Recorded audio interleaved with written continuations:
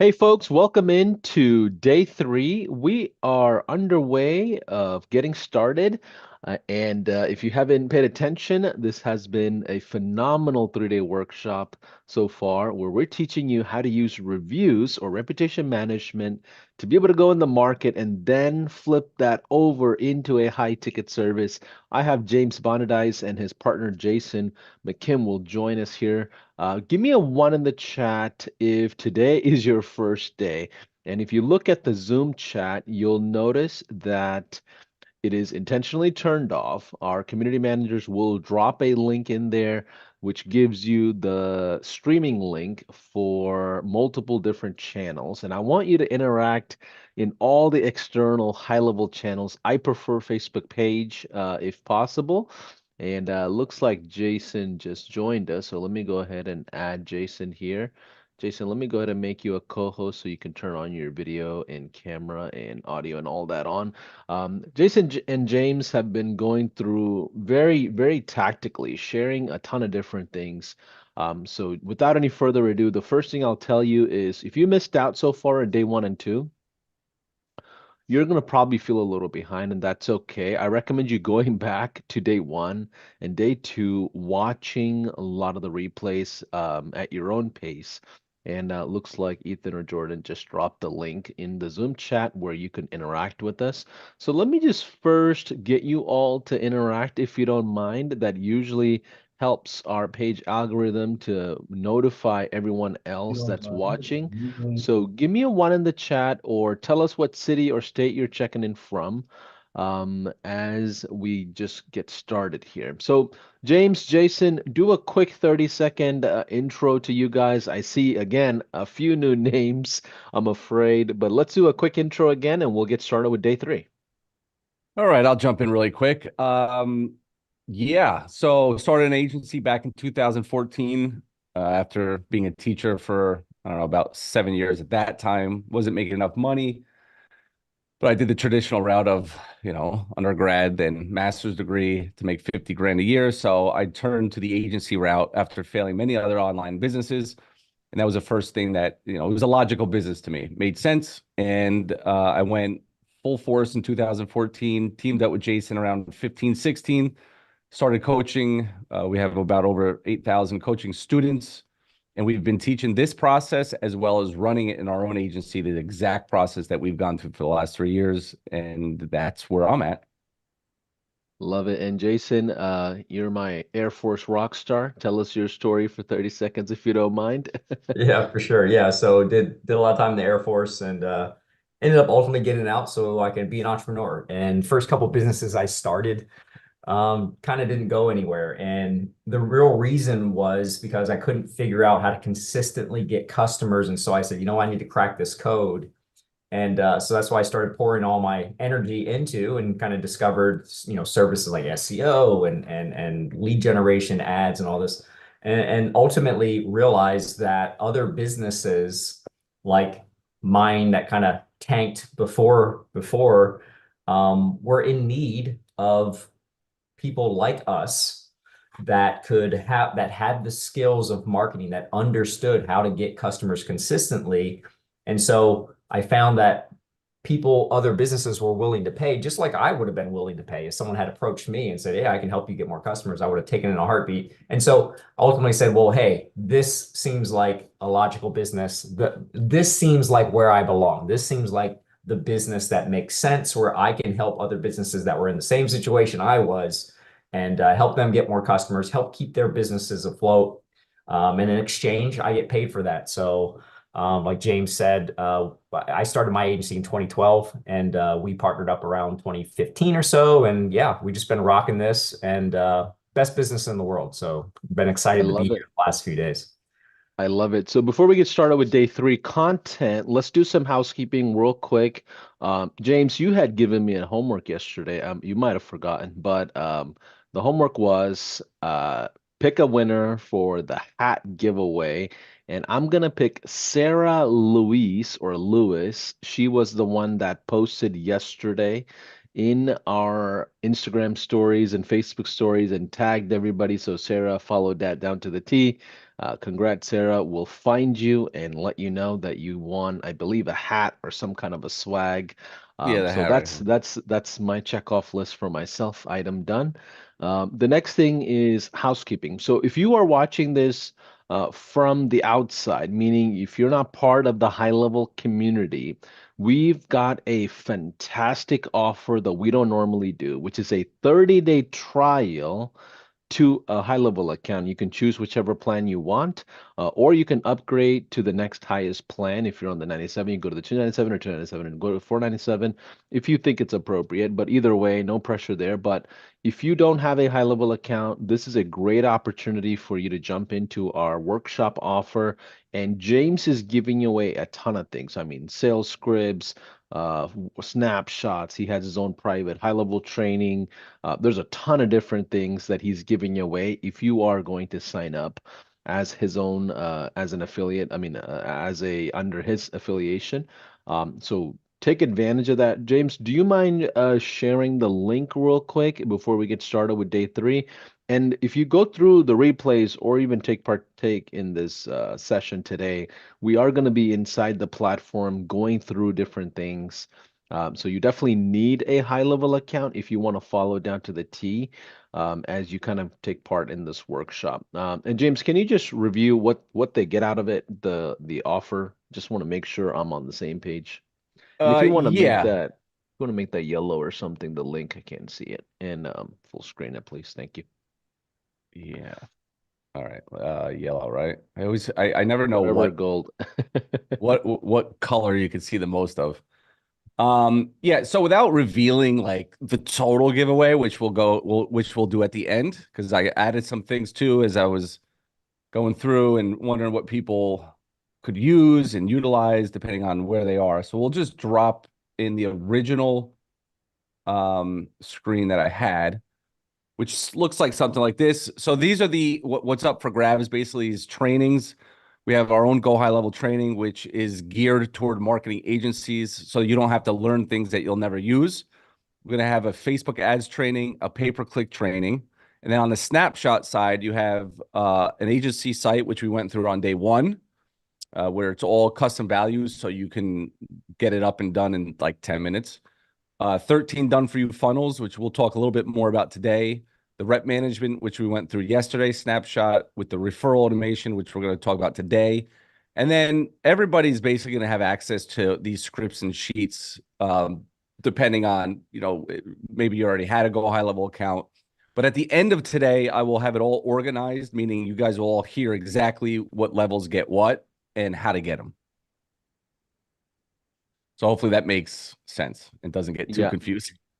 perfect. And also, James, let me make sure you have the right link here. If the link in the chat, the Zoom chat, should be the right offer link. The one with the dash, I don't think that's the right one. So if you don't mind correcting that real quick, Oh, the one that I have? which I think that was an outdated one. Let's go back to that slide you had for day three. Oh, you have it on. Yeah, yeah. So swap that out with the link that's inside in the chat, if you don't mind. You don't need to use the hyphens, by the way. That's pretty Oh, much the only difference. This allows us to track properly. So just a real quick recap, day one, day two. Day one, we talked about the strategy of the entire offer, how to leverage the reputation management to go in. Day two, we got in the trenches and looked at the mechanism, the structure of the fulfillment. And today we're going to go back and talk a lot about sales, prospecting, and the outlook of the market. But we will get into the platform a little bit to review, I believe, one or two snapshots. And Jason will also lead the way in helping you understand how to really talk to prospects and all of that jazz. So let's get started with day three content. Give us a one in the chat, in the comments, if you are ready for us to get started now that we're done with a lot of the housekeeping items out of the way. Give us a one in the chat. The more ones, the more love these guys are going to feel, and they're going to be energized to be able to share as much as possible. That's going to benefit you. Okay, so give us a one in the chat if you are absolutely ready. And okay, I see a ton of ones. Okay, cool. sweet. Benefit you. Okay, so give Oh, I ton of ones. Okay, cool. Can you? That's weird. I'm muting. Hold on one sec. Hello? I don't know why I can't hear you. You can't hear me? Oh, now I can. Okay. Oh, Yeah, okay, no, okay, no okay. one was talking. Yeah, Oh, you know what? I think you were I watching one of the streaming. I was, and every time I muted it, I'm like, where did he go? I thought you were saying it live. Oh God. All right, sweet. All right, so let me go ahead and share my screen really quick again. All right, so we're gonna view this. Okay. All right, we're good. All right, so today, day one was all about basically the niche, the offer, where to find clients, and how to basically run your entire marketing agency. But keeping it simple, trying to keep this simple so you can take actionable steps. And then day two, we did a lot of walkthrough, basically a service that you can provide that you don't have to spend months and months and months learning how to do, like maybe like Facebook ads. You got to get good at it. You got to copywriting and all that good stuff. And we like to think of this business as with speed. The faster you get to market, the faster you talk to people, the better it will be for you because money likes speed.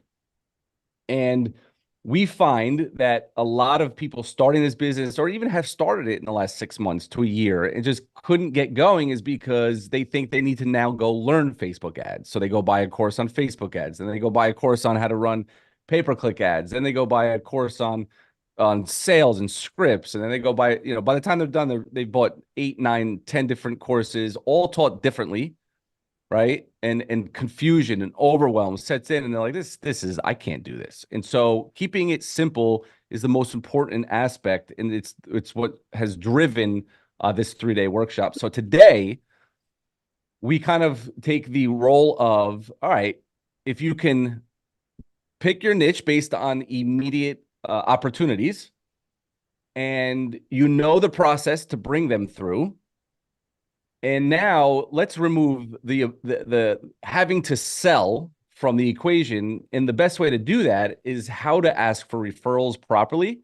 Because I've known many, many agencies, including my own, where I didn't have to run ads to my agency. I didn't have to run Facebook ads. I didn't have to do those things because I made my early clients happy and they always referred me. And I always ran this simple but powerful automation that you guys are going to see. First, I'll go through how it works on the slides. Then I'll jump into Go High Level and show you what it looks like in Go High Level. And again, for everybody that is thinking about getting a trial, if you do, this is going to be one of the bonuses. You're just going to get that snapshot and have it done already for you. And anyway, we'll talk about more of that later on.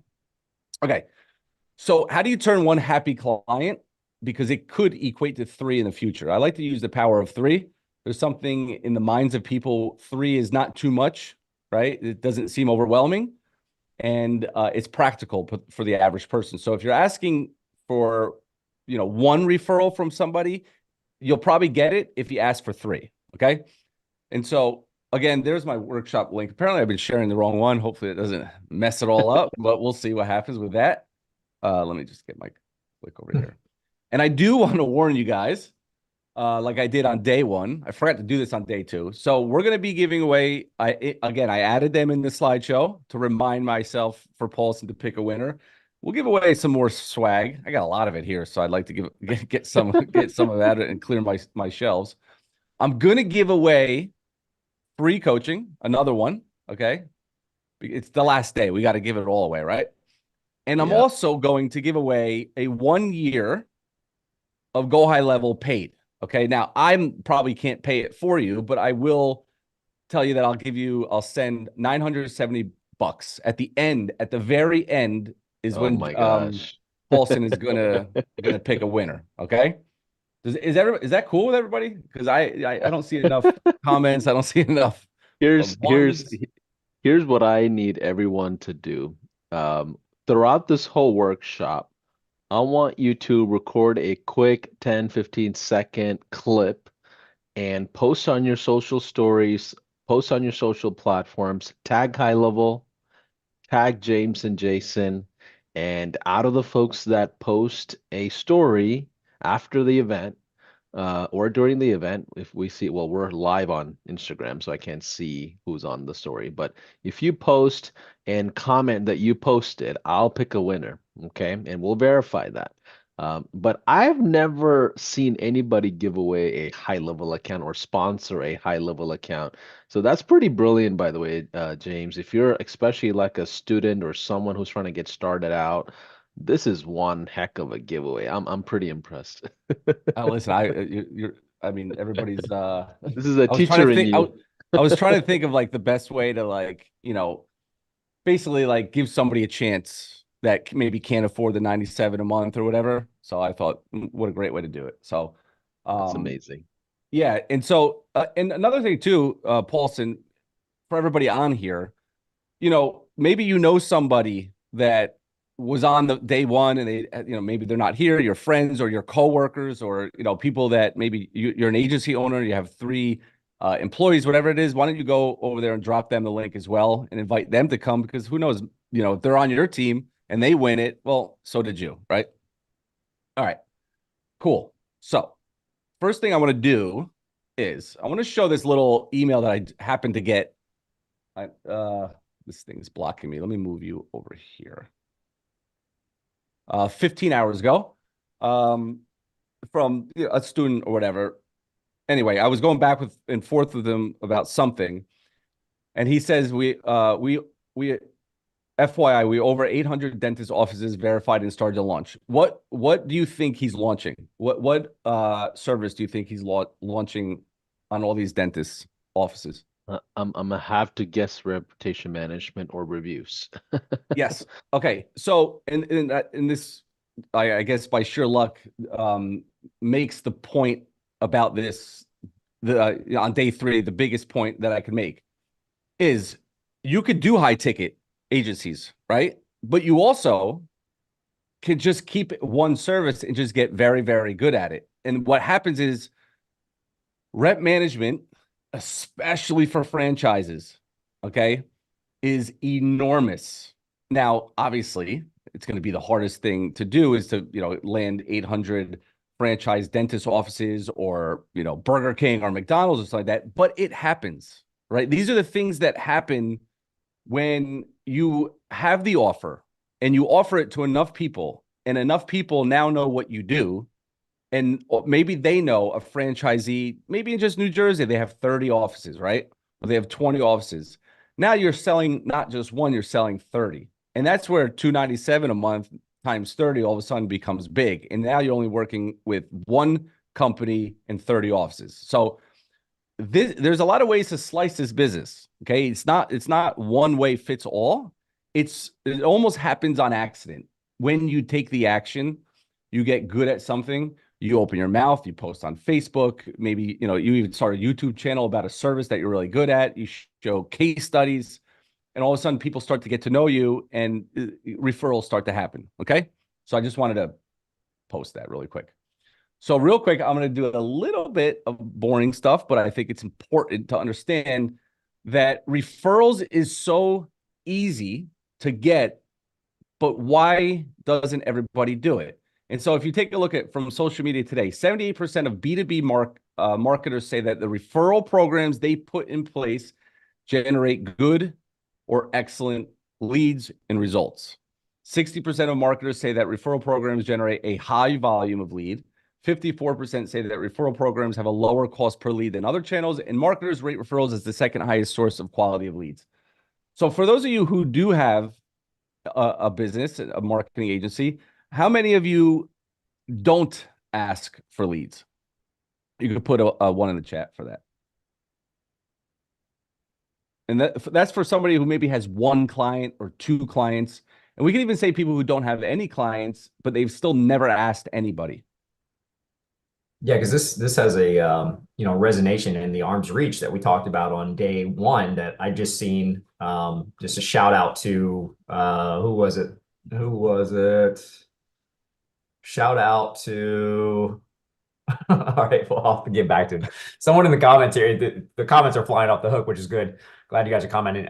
Someone had just commented and said, "Heck, I did the arms reach post.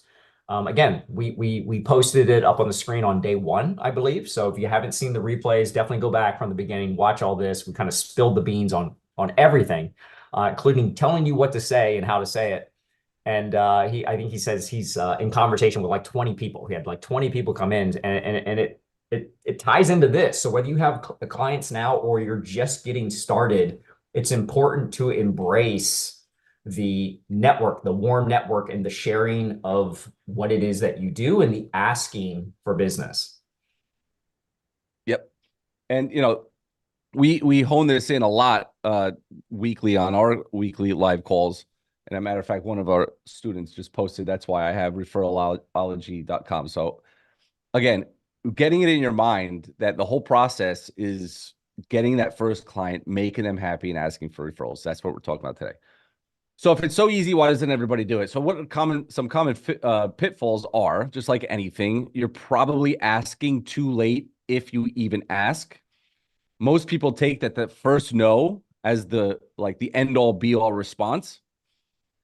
Or, it isn't really part of their automation. So a lack of education. Maybe you never thought about making the referral process automated because you're busy in your business and, you're working on these clients, the 1 client, the 2 client, the 5 client, and it's just not part of the process. We're going to fix that today. And most businesses rely on reciprocity, but it's just not enough. Meaning, if I do great by this client, they'll just naturally refer me to somebody, which is never going to happen, right? Because they're running their business. They're making sure that what they're paying you is paying off. And the last thing they're really thinking about is, unless it's over dinner with another business owner and they happen to be talking about business and what you're doing for them, which is, probably scarce. Okay. So what's the solution? You're going to ask for a referral right away while they are hot and excited. What does that mean? That means, just like, Jason talked about yesterday, that when you're in a trial and let's say it's reviews, and all of a sudden you deploy what we talked about yesterday and they get 5, 6, 7 5-star reviews, they're hot to get back on, right? They're hot to get back on to get them into a retainer. And they're also hot, depending on how that conversation goes, to say, and we'll go through a script in just a minute, but to say something like, hey, is there anybody else that that could benefit from this? You've seen what I can do. It would be great if you could refer me to somebody, right? Help happy clients brainstorm through a family and friends tree. We kind of have a process for that. Build an automation on the back end to do your heavy lifting. Literally offer them a $500 referral bonus if the business they're referring jumps on board, okay? And again, this is all part of the process we'll be going through. But if I can go back. In order for this $500 referral bonus, in order for that to sit well with you, you need to have a little bit of understanding of the law of large numbers. We call them KPIs, key performance indicators, and not to get too technical for new people. Basically, the cost per acquisition, how much does it cost to land a client? So for paid ads, agencies out there, basically the reason why they become successful at running ads for their agency is because they know that it's going to cost me $1,000 to land a $2,000 a month client, or it's going to cost me, $1,000 up front to land a $500 client. And that's why lifetime value is extremely important, because what is the average value of the clients that you have? And your profit essentially is the cost per acquisition is less than the long-term value. That's the ultimate goal. So I'm going to stop there to make sure this makes sense for everybody. Yep. If you're following, type a yes in the comments so that we know we're herding through, right? James, 2 questions for you just for clarity. If you can go back on the referral slide. Now, how is a referral program different than an affiliate program? Okay, right? These are 2 different things. Yeah. Okay, so an affiliate program would be somebody who wants to go out and offer your services, and you're paying them probably every single month, right? For it to be worth it for them. I mean, essentially, A Well, referral pro they're handling the sales component for you, where referral program they're alley-ooping over, and you're still handling the sales component.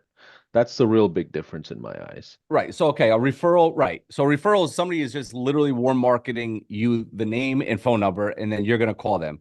An affiliate has already done that, and they're just sending you the client. Right. Now, a point on that is in the marketing agency world, it's probably difficult, and I'll say this, and I'll fix it at the end. It's probably difficult for somebody to affiliate and close a deal and then send them to you, because a lot of times at $500 a month, $1,000 a month, they want to talk to the business owner. They want to talk to the person who's going to be dealing with them every day, and it's hard for somebody to go and sell it and then send them to you. And that's why, and Jason honed on this yesterday, partnerships is a great thing too.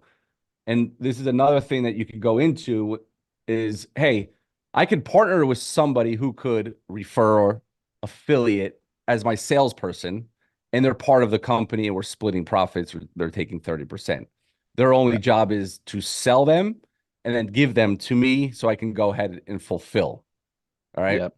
So Yep. it's almost can be used in the same type of way, depending on how you think about it.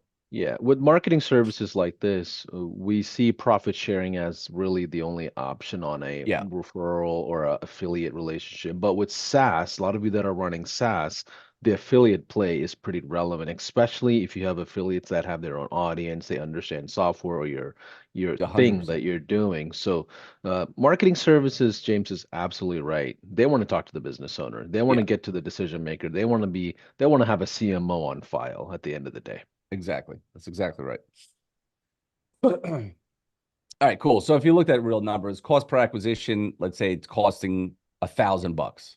Lifetime value of a client is 500 per month, which, and the average client stays 8 months. It's $4,000. So the profit would be the 1,000 minus the $1,000 less than the 4,000, which is 3,000 in profit. And the reason why I show this is because in order to be able to pay to acquire a client, you need to understand this. You need to understand this, because you can go really, really broke on running ads. Or even if you said to a happy client, hey, refer me one person, I'll give you 500. Well, yeah, like, how good are you at closing? You know, I get it's a great referral, and that's why this is more about, if they come on board, then I'll pay you the $500, right? This isn't just send me leads and I'm going to pay you. It's more about, if they become a client, then I'll pay you, and that decreases the risk almost to zero. Okay. Yeah. Now, quick question on this, James. Yep. The two agencies that I built, I've seen this work best with my existing clients versus Yeah. net new friends and family that are referring. Because a lot of times, if external folks are doing referral, they usually don't position the offer the right way, or even myself the right way, and I have to spend time educating them of all that jazz. I really like this for existing customers that got some kind of a result. Is that what you feel, or This what I'm talking about today is only for existing clients to refer. Good to Yeah. know. Okay, perfect. Yeah. Otherwise it doesn't work. I mean, I guess it could work, but Yeah, this specific one is when you have one happy client. That's why in the yeah, beginning, just to go back to it, I said that one happy client could equate to 3 future clients. got it. So that the whole thing is Perfect. built around clients.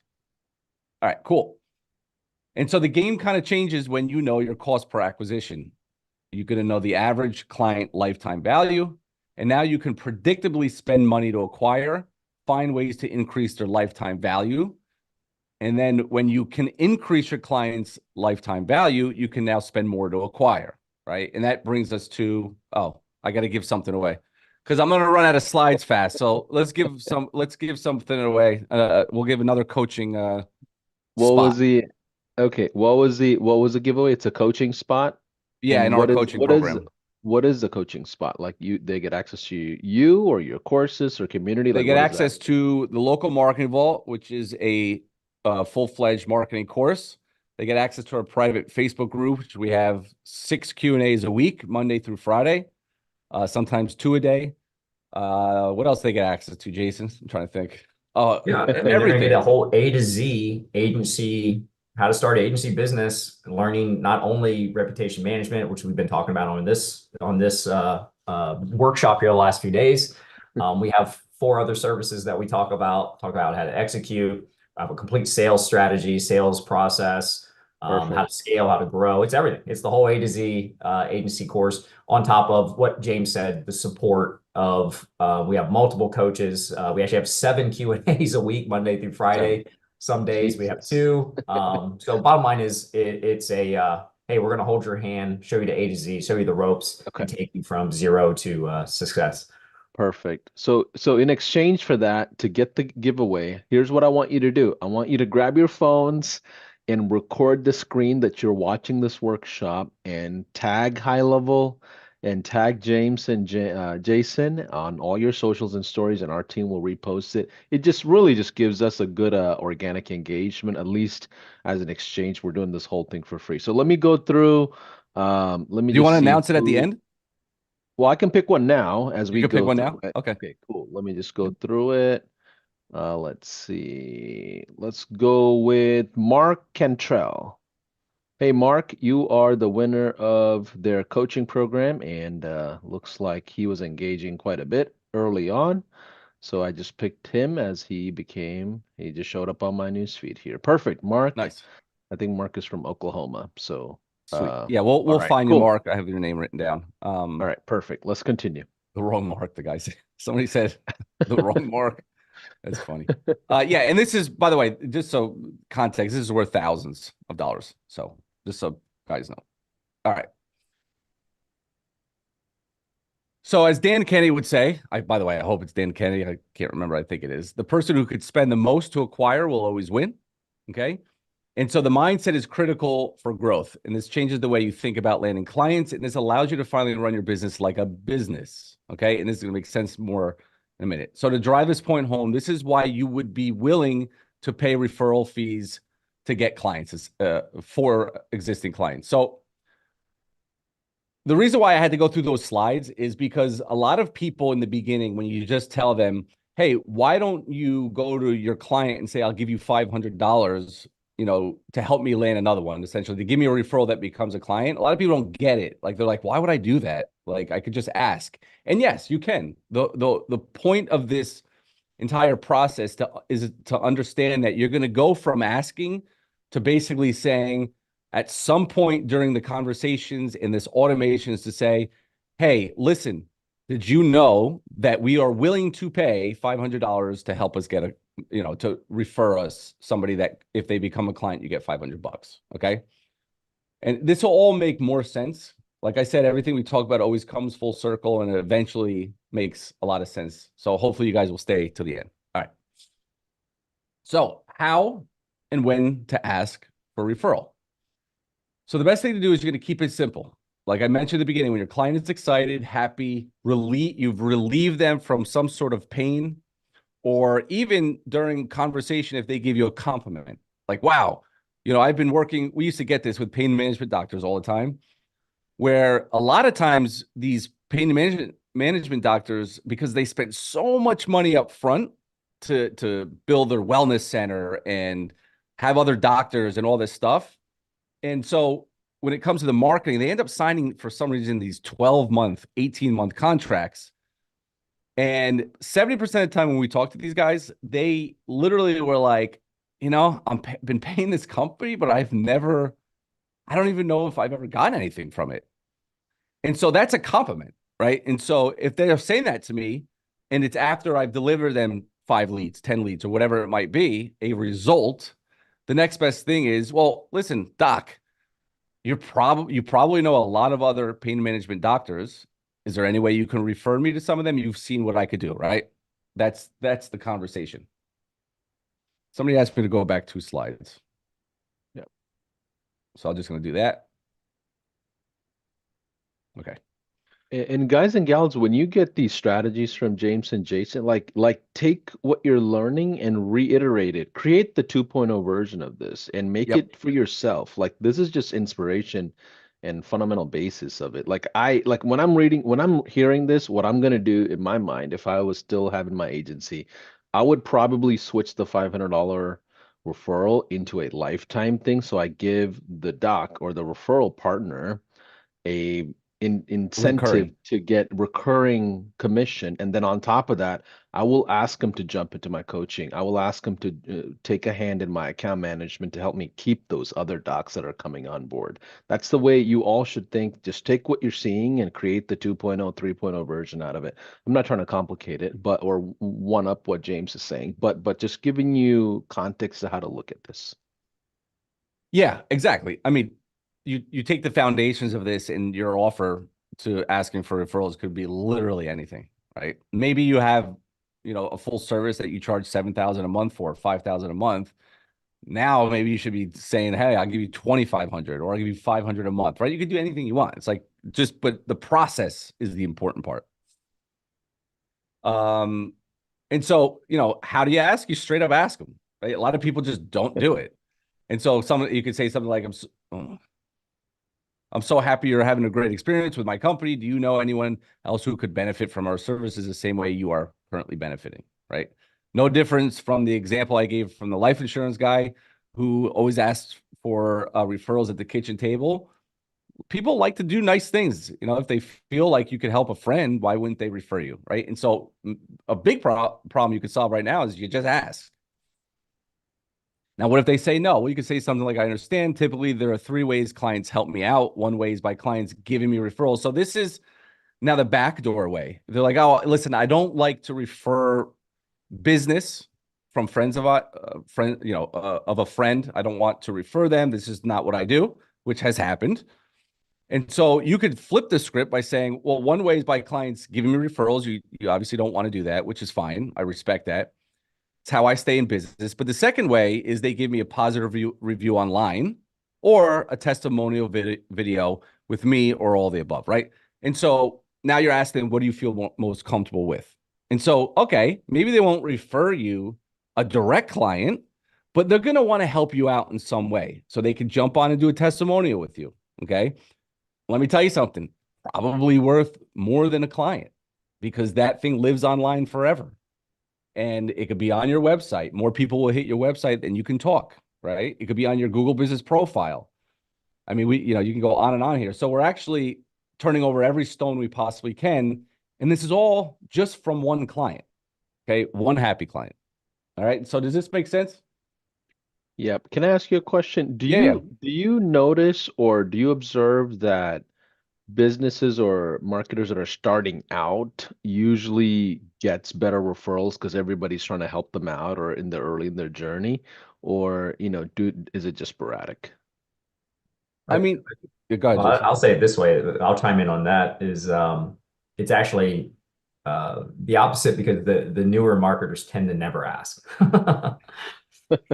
And so it really never gets to that point. And that's the whole point of this is like and by the way, I say new marketers. So if you're brand new, you're like, oh man, yeah, that's probably, I'd be nervous and all that. But we'll tell you, and James has, I think, already mentioned it earlier, is that there's people right now there are people right here watching this right now that have 10 clients and have never asked one of them for a referral. So it's just one of those things that to go back to the initial question, it's really going to be sporadic, but you'll be surprised though on what you said. There's a lot of truth to that. When you're brand new and you communicate it, that you do have some people in your circle that would love to see you win, and they feel that, oh man, I'd love to help you out. Now, as you get more successful, sometimes you get the people that are the crab buckets, trying to pull you back in. But when you're just getting started, people are like, oh yeah, I'll chime in. But yeah, the big key of this, and I want everyone to just understand, is what we think, or sorry, what we say we're going to do, and then what we actually do are two different things. Because there's probably a lot of you have said, oh yeah, referrals would be good, that'd be powerful, but you've never asked. And so that's really the big takeaway here. Yeah, and real quick, I saw a question that said, like, if we did the monthly recurring, how much would that be? And so let's make this point here. There's this feeling, and I remember back when I was just starting, it's almost like a feeling, right? It's like, I knew what I was going to ask, what my retainers were at the time. It was like $1,000 a month. And so if I was going to offer 250, 300, it just wouldn't feel good. to me. I'm going to be doing all the work. I'm going to have to pay, this guy $200-300 a month every single month.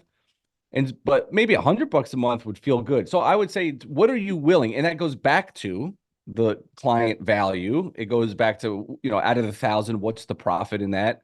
It just goes back to just your comfortability. And so it could be anything that you want. And that's Yeah, just, I guess, one of the questions. yeah, it also depends on your ability to acquire a client, right? Even if Correct. you have $2,000, you might not be able to run Facebook ads to acquire a client. So then referrals are more safer and more predictable just because your talent and skill set for running ads on Facebook for yourself is not there. So you have to pick the timeline of when to be aggressive. I'll tell you that one of the smartest things we did at high level was give away 40% lifetime commission. And Oh, absolutely.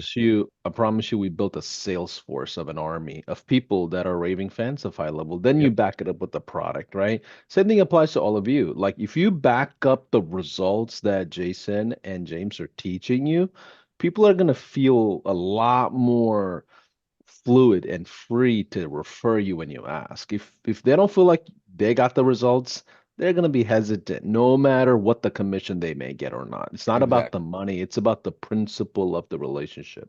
Yep.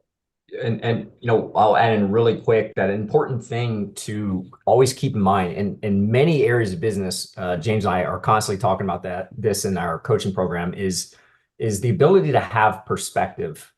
And a lot of times perspective goes out the window when we, get all hot and heavy doing something new or getting involved into something. So for example, in the business here, what I'm talking about specifically right now is alluding to what Paulson just said is you got to think like, would you have had that client to begin with if that person didn't refer them to you, right? So when we're thinking in our head, like, oh man, give someone X number, I got to give someone X dollars and I'm only getting this, but you would not have had that money to begin with had that person not connected you, made that connection with you. So it's important to always have perspective, be grateful because you'd be surprised on, how imagine having an art like Paulson said, imagine having multiple people that are constantly referring you business.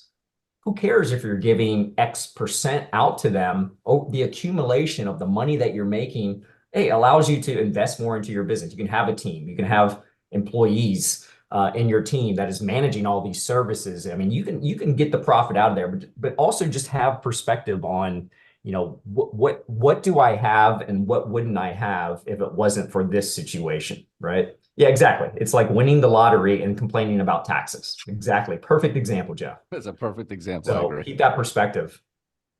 Yeah, and somebody made a comment, which is good because it's a fantastic point that you know charge your worth, right? Charge your value. And I'll be the first one to say in the beginning, you're not that valuable. You're just not. Like be a little humble about that. Like you got to build up to it. You know how many free things that I did in the beginning that got me good at it? It's like you're paying for your education with time, and you're making connections. And so, I've always had to tell myself in the beginning, I was like, listen, I don't care. Like I literally would do more free stuff. When I think back about it, I'm still shocked that I did it, but it was that foundation of free that I, did 6, 7, 8 clients for free, did decent with them. And eventually they started paying me and referred and referred and referred. I had screenshots in this presentation. I've given this presentation before. I took them all out, but I showed this journey of how I started and the clients that came off free. It wasn't even free trials, by the way. It was just like, let me just do this for you to see if it works. Like I literally just said that. I was like, I think I could do this and I think it's going to work, but like, just give me a shot. And that's how I built mine. And a lot of And people aren't willing to do that. And you know what's funny about that, James? From thinking from a sales perspective, the confidence and the energy you have in sales won't get there until you see your own results and what you're Oh, a able to thousand do. percent. So some reason, like when you get to that 4 or 5 client range, you're like, okay, I kind of figured this out. The the at bats that you have on sales is just a whole new level of energy, a whole new level of Absolutely. excitement, and you're ready to go smile and dial. In the beginning, you don't Yep. want to smile and dial, but it's always the same exact thing that happens. But let's keep Yeah. going. Let's keep going. Yeah. The tonality in your voice changes, and they can hear it. But the important part is, I see too many people in the beginning. They're like, okay, I want to run Facebook ads. I'm like, what are you talking about? Like, do you know how many, we talked about this at the beginning. I'm not going to keep talking about it, but why do so many people want to go and spend their money to land clients when you may completely suck at this in the beginning? And now you've burned the money, you've burned relationships, and now you've lost all your confidence. And the next thing you're going to do is quit. And so to eliminate that, that's why we have trials, we have free trials to build your confidence, and then to build the confidence of the people you're doing it for to then refer you. Oh, I'm sorry. I got another giveaway here. Do you want to skip or you want to just give it away? Let's A let's skip t-shirt. let's skip through because we got Okay. so much more content to go through. Okay. Yeah. Yeah. Yeah. All right, We'll do cool. we'll still do the giveaway a little later. All right. So now, we talked about asking, right? You could straight up ask, but believe it or not, and nobody's gonna believe this, but typically a very, I'm a shy guy, do not have an A personality at all. If you meet me in person, you would know exactly. Those of you who know me that are on here will attest to this. And so when I was uh selling clients, in trials and stuff like that, I would get nervous. My hands would get clammy, even to ask for a referral. I know it sounds pathetic. Well, listen, when I was a teacher and I had to stand up in front of 25 students that were all younger than me, for the first 2 years, I was nervous on every single class. I was afraid I Um, didn't know what the heck I was talking about because I probably didn't. And, Jason knows this. I always say, what I learned from that was if you're just one chapter ahead, you sound like the authority. You sound like, so like a business owner, you may think that they're going to know more than you. All you have to do is be one chapter ahead. You start talking about reviews and how you get them. They don't know. Now they're like, oh, tell me more. So you become confident just by knowing a little bit more, and eventually you'll know a lot more. And so this is where the automations were built for me. Although the way I had to do it back then is a whole nother story with Zapier and all that stuff. So Go High Level makes this a heck of a lot easier. And so we can ask within the automation. Okay. So I'm going to show it to you on here because it's going to kind of make a point on how it goes into Go High Level. Okay. Everybody, you're all good? yep. So far, so good. Awesome. All right. So client pays the invoice. Okay. You get a trial client. You can start this yourself, like we showed you yesterday. Remember, like you just add a tag which starts it, because let me just go to that. We're going to trigger this workflow. Okay. So you could trigger the workflow with a paid invoice, which tags the customer or your client with a customer tag that can trigger the customer workflow. And typically what we do is we voicemail drop them. The voicemail drop basically says, thank you so much. You have confidence with us. We're excited to work with you, so on and so forth. Okay. And we send postcards, right? We use a software that sends postcards.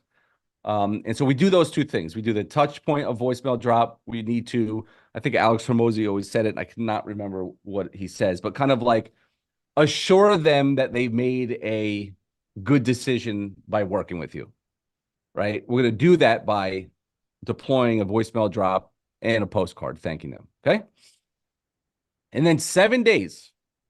Okay. In 7 days, an email is going to go out. The subject line, again, all this could be whatever you want it to be, but ours says 7 days in, expect this from us. Right. And I'm going to go through what these emails say because the emails are more powerful than the subject line. Email 2, 10 days. Typical results our clients see. So now I get a new client. I make sure that they know that, we're not going to disappear, because it's a very big thing from new marketers is like, oh, I landed a client, I can breathe now. And then I never talk to them again. Okay. So now our automation will go and talk to them. And now we want to also reassure them again, typical results our clients see. I'm going to have a case study in there, right? on, it's a link to our website as a case study. Email 3, 14 days later, and text, and they're going to get a text, right? And it's going to say something like this: "Hi, client. This is James from Visibility Cloud. I just sent you an important email. Please read it when you get a chance." And then, "Did you get my text?" is the email. Okay. And the goal is, can't see here, the goal of this is to achieve a result for that client that you then can tell them about in this strand. Okay, so I you're want to make setting you're setting a lower standard so then you can over deliver it essentially, correct. right? Yes. Okay. Yeah. And I also want to tell them about it, right? I also want to say, hey, it's been 14 days. This is what we were able to achieve. Okay. Maybe I won't pick up the phone. Maybe I won't text them, but the automation will. Does everybody get I that? I love that. How many of y'all have onboarding automations for your clients? Give me a yes in the chat or a no in the chat if you don't have any automations for onboarding. As soon as a client pays the invoice, give me a yes or a no in the chat if that's something you have set up. And in addition, if you do have something set up, is it similar to this or is it just one step? Congrats, you're in and nothing else happens. Like, what does that look like? Let me see some of the comments. I'm getting a lot of no's, a lot of no's here. Um, but onboarding automations are excellent. Yes, yeah. See, the thing is, in the beginning, this is not a big deal. You can just message them. But at Yep. scale, when you're at 50, 100 clients, I promise you there will be clients in there that paid that you didn't talk to for like a month somehow. I don't know how Yep. that happens, but somehow somebody will fall through the cracks. This kind of creates that insurance across the board. So why 14 days? Is that because your service, you know you can deliver within 14 days, or why not do this for 5 days and just over deliver in 2 hours? Like how aggressive do you want to go? Well, I mean, you can move these as you wish, right? I mean, Okay. typically our services are, it's packaged, right? It's a big package of stuff. And so, yeah, I mean, I could tell them we got them 3 reviews in the last day or two, but we're higher ticket package pricing. So Got it. yeah, we, Makes we need a sense. little bit of time to set up and get things going. And All when you right. say tickets, like what are your ranges? So you guys are charging 5K, 10K, No, 15K. we're typically between like 1,050 and like 6,000, 7,000 bucks. Okay, cool, cool. All right. So this is continued. I couldn't fit it all, obviously. So then they get an email. It's been 2 weeks. Let's talk. Right. And now we want to get them on. We're sending them our calendar link. We want them to schedule on our calendar. All right. And there's going to be a reason for that. But that is the goal here. Now we're asking them to, hey, it's been 2 weeks. Let's jump on a call. Let's talk. Here's my calendar link. Go book. Okay. Then in the automation, we're going to check after 2 days if they booked or not. All right. And then 2 days later, well, if they did book, they'll be removed from the automation. And then now we're at about like 18 days. How's it going? Do you have a sec? We're still trying to get them. We're just trying to get them on the calendar over and over and over. Every email will be a little bit of value, and then hey, let's talk. All right, we'll just skip the giveaways. We'll just give them away at the end. Yeah. Um, Again, email 6, getting them on the calendar. I've been trying to reach you. Email 7, I just went down here. Okay, so these are the subject lines. I always get it. People laugh when I present this, when I say website hacked, because they're like, "Oh my God, would you? You shouldn't be doing that." And I'm like, it's the marketer in me because they're gonna like if they're not answering me, they're a client of mine. If after like 3 weeks, like they're not answering my emails, maybe not my text messages, like Yeah. they're probably not gonna be my client next month, right? So now I'm like forcing their hand. Believe me, if they think their website got hacked, they're gonna click that email and open it. Okay. Yeah, it's important to remember that remember this is an existing client. It's not someone that we're just coming out of Yeah. nowhere talking to. They don't know who we are. Like, wait, why are you telling me my way? Like these are people we've already had a relationship. They've already paid us money. So just FYI, that's why you may be like, it's just it's an attention grabber. Hey, John, remember you're a client. Hey, we Yeah. got stuff to talk about. This glad I got your attention. Let's get down to business. And by the way, again, this is that automation that's running in the back because you're almost setting it up because you don't trust yourself to do this consistently. And so you could obviously send them like from your cell phone a text that says, "Hey, can we jump on?" and stuff like that. And then you would just simply go in there and remove them from the workflow, right? And so I don't want to like say that like this is the only way to do it. This is like that sale. That's Yeah, this is forcing you to again communicate with your clients, and it just so yeah, happens that the end result of this communication is ideally maybe getting a referral. But in the meantime, what's happening is, you're it's touches, right? I like to say the more you touch your clients, the more sticky they are going to be. It is why sometimes you'll talk to a business owner and they say, well, I worked with company X for 14 months and they didn't do nothing for me. But why did you stay with them for 14 months? A lot of times what happens is it's just because they communicated with them. Like they're willing to ride with someone a lot longer if they feel that that person has an ear, is able to lend an ear, is also just reciprocating communication. So, and maybe that other agency was trying their best, but what keeps businesses sticky to you is what James alluded to at the beginning of this whole process, is avoiding the whole, great, I closed the deal, can't wait to send you that invoice in 30 days. That's the next time you're going to hear from me right. later, and then what happens is, there's a lot of things that can happen between now and that invoice, with one simple thing being like, did I just get taken for a ride? I kind of don't know what's going on. Like I paid this person money and, maybe the phone's ringing maybe a little bit, but believe it or not, results won't overcome the personal feelings that we're all human beings, right? We like to be social and all that. So,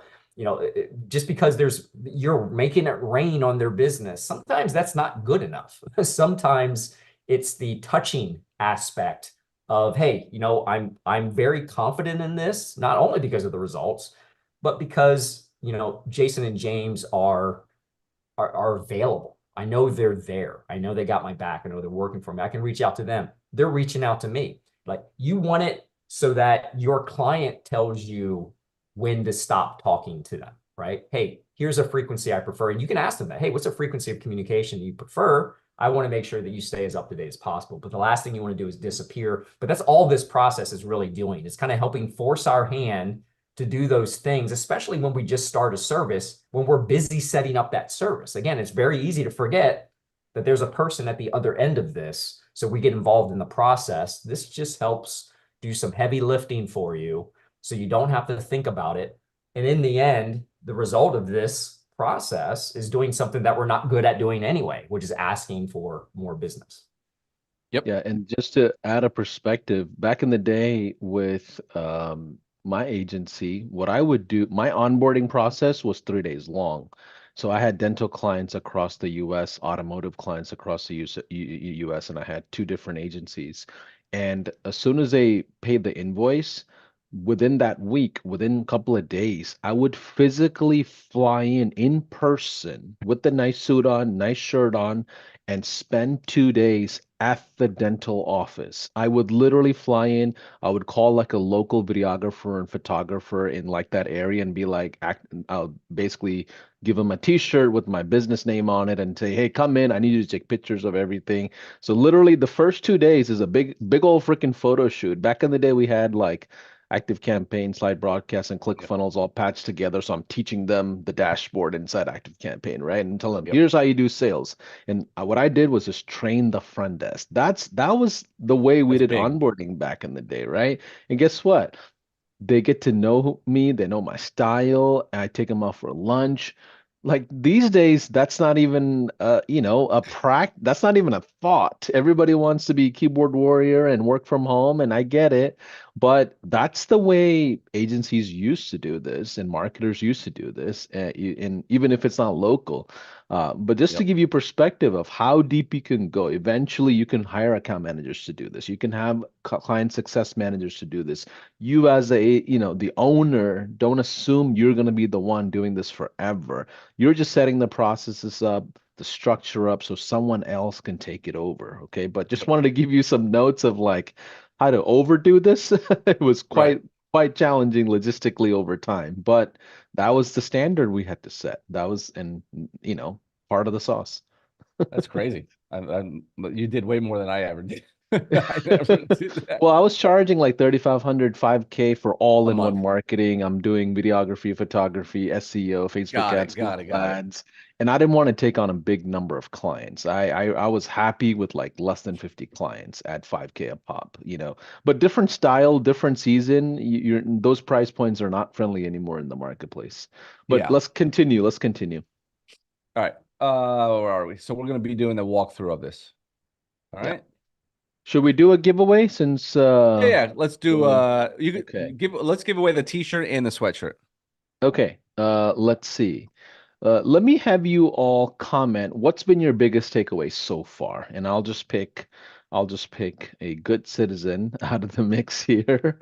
Let's see. I'm pulling up my phone. What's been your biggest takeaway so far from the last 3 days, or actually last 2 days and today? Let me see some comments here. I appreciate y'all engaging with us. Let's see. Let's go with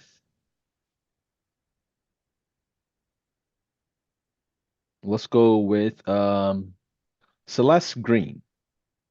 Celeste Green, you are the winner of the referral automation. Cool. Let's move forward. I just picked it because she had multiple comments and it was the one that showed up. Hopefully, I don't get crucified for these pickings. Yeah. Right. Is that was for the T-shirt or sweatshirt? That was for the referral automation. Oh, okay. All I right. assumed. Do I need to pick one more? Yeah, pick one for like a. By the way, when anybody wins whatever swag, you could just pick whatever. Like, just once Okay. we chat, you could say I want a sweatshirt, T-shirt, hat. I don't care. Okay, let's go with Cecilia Greenbar. All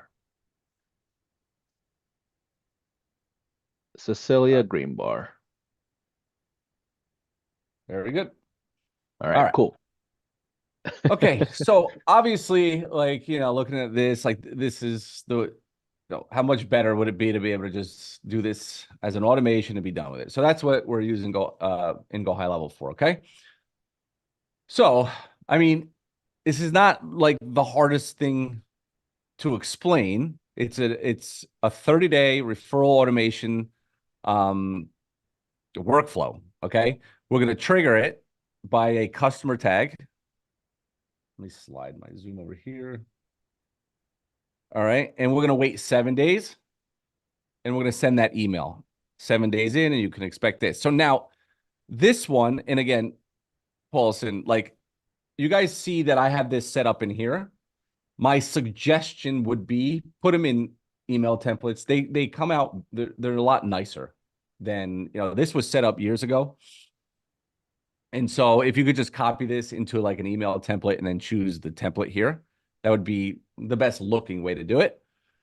But here is where, so let's say I sold them on, let's say, a trial or rep management and referrals, and reviews and stuff like that, right? I didn't talk about anything else that I did. And maybe at some point, you know, in the conversation down the road, I would have. But now in this automation, I'm telling them kind of like what you can expect. It's been 7 days since you've been on board with our agency. Typically, we're going to check in on 14, but I wanted you to know these are also the things that we do. Okay. And again, what this is doing is like when they open this and read it, they're going to be like, oh, I didn't realize you do SEO. I didn't realize, you can run Facebook ads or pay-per-click ads. So again, this is providing more information without you having to do that 20-minute talk or that 15-minute talk. Okay. So all these emails have a reason for being there. They're not just like, hey, let's jump on a call because I want to ask you for a referral. Okay. There's more to it than that. And And we James, real just thank quick, do them. you mind maximizing it? So on the Yeah. top left corner, click that green button for me on Safari so we can see the full screen. And the bottom left, Oh, wait, what do I do? so your browser itself, like I can see your desktop, like bottom of it. If you can just maximize it at the top left Oh, corner, like you see view the green full? button. Yeah, view full, perfect. Yeah, and then at the bottom left, 100%, go to like maybe 125 or 140. So we can see that's perfect. Yeah. Does that Okay, helpful, y'all? Is that helpful? Give us a probably. yes in the chat if It that's is because I better. could already Okay, okay. see that it's Okay. helpful. Okay, cool. Cool, cool. Thank you. Yeah. All right, cool. So that's what the first email is about. Email number two, typical results. So I typically like to share results from other clients of ours, and that's what I'm going to be doing here because, again, maybe they're still on the fence. Remember, we want to upsell them. We want to get them into packages. And what better way to do it without having to, again, it will come to sales at some point, but this will make it a lot easier. There's this saying, and I don't know exactly what the saying is, but a sales guy, although they have great skills, they can get better. But the best sales guys usually are at the end of the best marketing. Okay. And so what that means is that our job is to make the sale for me as easy as possible. What better way to do that than for them to be indoctrinated to learn about me a little bit, let them know everything that I do. And then I'm going to tell them straight up in my second email, like, hey, by the way, here's my amazing results. This is what I've done with other wellness centers or other chiropractors or other dentists. Okay. So I'm putting a case study in here in my second email. Does everybody know that? Not know that. Does everybody understand that?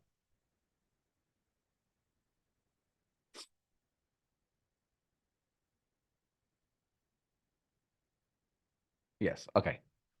Now we're out 14 days. Okay. So now here's where on email number three, it's been about 14 days. I haven't had a chance to jump on and go through what we've accomplished. All I need you to do is use the link below. So now I want to get them to a call. Okay. And real quick, James, this is enabled after the trial or as part of the trial? So you could do it either way. Okay. Oh, I would interesting. say when they become like a paying client. Yeah, we usually Okay. do this once they're done the trial and convert to a retainer. Yeah. Because Perfect. our trials typically they really shouldn't go more than 2-3 days. We hate putting time frames on them. It's a result-based trial. If you get enough results in the afternoon, you're trying to get back on them at night. I think Paulson, you said that, and what you said was right. Like trials is about results, not about time. And a lot of people make this mistake. They pitch 7-day trial, 10-day trial, 30-day trial. Like again, when we're getting reviews and we're not, this is not a software, this is a service. So this is not about, you working for 30 days for free. This is just about getting a result for free. Okay. So now I'm also sending them a text to tell them I sent them an email. Now this works really, really good because as you know, like me, I get hundreds of emails a day and I probably miss most emails because it's just what it is. And so, but if I send them a text, right? And again, you're going to text them through Go High Level, then I'm telling them, hey, did you get a chance to read my email? And now they're like, oh, let me check. I didn't really get any, I didn't realize I had an email from you. Okay. And by the way, you could add text messages to any of these emails. You could add more emails. You can do whatever you want with this. This is about the foundation of it. And then you can make it yours, however you see fit. All right. Now we're going day 16. Email 4, hey, just trying to get you on a call. And again, like I mentioned, I don't want to keep going through this. Basically, all we're trying to do is get them on a call. That's it. Okay. I hope you can respect the tenacity as I still trying to get you on a damn call. Day 20. Again, let's chat. I have some funny stuff in here, but the website hacked. And then in here I says, don't worry, that is what we call a great subject line, and it worked. You opened it. Did we discuss how important email marketing is? And blah blah blah. And so I go through that. All right. And so the whole website hack is now kind of like hinting at, hey, message marketing as well, email marketing as well. We also do that. You open this email, right? So we're kind of bragging a little bit about our skills and big news. I have huge news that I want to share. We've implemented an amazing Power Partner program that I was going to tell you about on our 14-day check-in call, which never happened. LOL. Business is busy. That is great. I won't complain. Anywho, I'll send you the details tomorrow in an email. So now I'm trying to get them to understand that, hey, if you can open up tomorrow, and this is where I'm pitching that $500 cash, right? We pay our clients $500 cash. Again, a subject line that he may open or she may open. I can explain more on our call, but here's how it works. Any business owner refer to us. We will pay you $500 if they come on board with our agency. If we win, we want to reward you with some smackaroos. Cool. The way we see it, when our clients are happy getting results, why wouldn't they want to send them other business owners, friends to reap those same rewards? Okay, so you could kind of read through this as well. And again, By the way, when you sign up for a trial through this workshop, you get all these yes, automations. You get all the yes, snapshots. Everything is pre-built. You can take it and kind of configure it for yourself. yep, That's the whole point. yep. And now I'm hitting them on day 30. Oh, it's not switching. There we go. Hey, happy 30 days with our agency. Birthday. If we haven't connected yet, it's probably time. I will just call you directly. Now I'm like, all right. But now here's the thing. Okay. And I added this stem. Oh no, I removed that stem. Remember over here, I said, did they book? Remove them on here. So in actuality, okay, you could add that stem in here, or you could just keep them going through this and change the wording on these things. Hey, I've been trying to get in touch with you. Because what we want to do is, and by the way, you could have two automations as well. You could have the automation with these, where it's like all you're doing is trying to get them to book, and you can have another automation where all you're doing is sharing wins, their wins with them. You could share other client wins with them, almost like you want to continue to reassure them that they, remember this.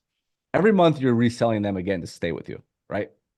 I get that results is probably the most important part of why they'll stay with you, but you're still kind of reselling them. And you shouldn't have somebody paying you 1,000 a month, 2,000 a month, and never talking to them, never, just sending one report to them. Typically, a lot of clients will say, just send me an end month report when they won't even know how to read it. And so the whole point of this is to continue to reassure that they're with the right people, they're getting results, and you can do that through the automations. That's kind of the whole point of all this.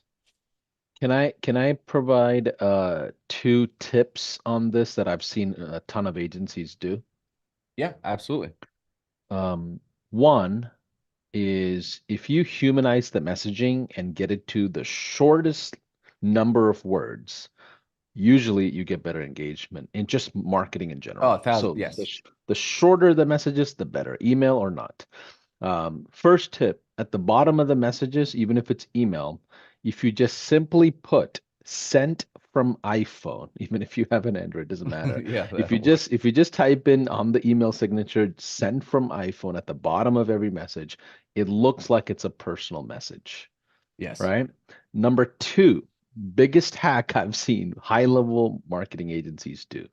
They turn on notifications to the clients as soon as a lead comes into the business. So lead one, two, three, four, five, they're bombarding their devices, bombarding their emails, bombarding their numbers, just simply saying Visibility Cloud sent you XYZ. Visibility Cloud sent you this person. Visibility Cloud. So then all of a sudden they see your brand name nonstop. More than likely, if they're just like completely floored on the amount of leads coming in, doesn't matter whether they convert or not, they're gonna want to engage with you to figure out what are you doing differently Yep. compared to anybody else I've ever hired. So to this automation, like yes, get the notifications, drown them in notifications. It's okay. They will show up on these calls a whole lot faster. So that's my second tip. Let's continue. Yeah. That's it. And so that is like that's the whole automation right there. And so there's a wait period of 1,000 days. It's just to give me time to again add a case study, add a result. And you're just continuing to add them and just getting, they're just always hearing from you, right? You can go out every 2 weeks, you can go out every month, they get something, almost like it becomes a newsletter. And by the way, newsletter is another thing you could always add, but we don't need to get into that. I never did, so I wouldn't even be able to teach about it. So that's the automation. Does anybody have any questions about that?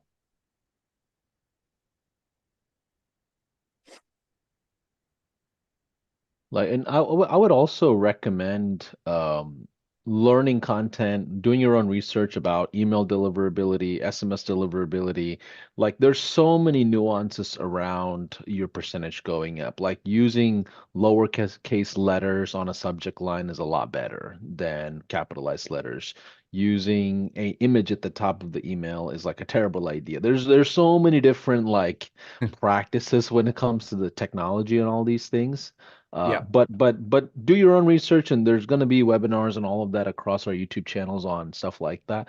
So take a look at those. Yeah, James, what else absolutely. do we need to go through here for day three? All right.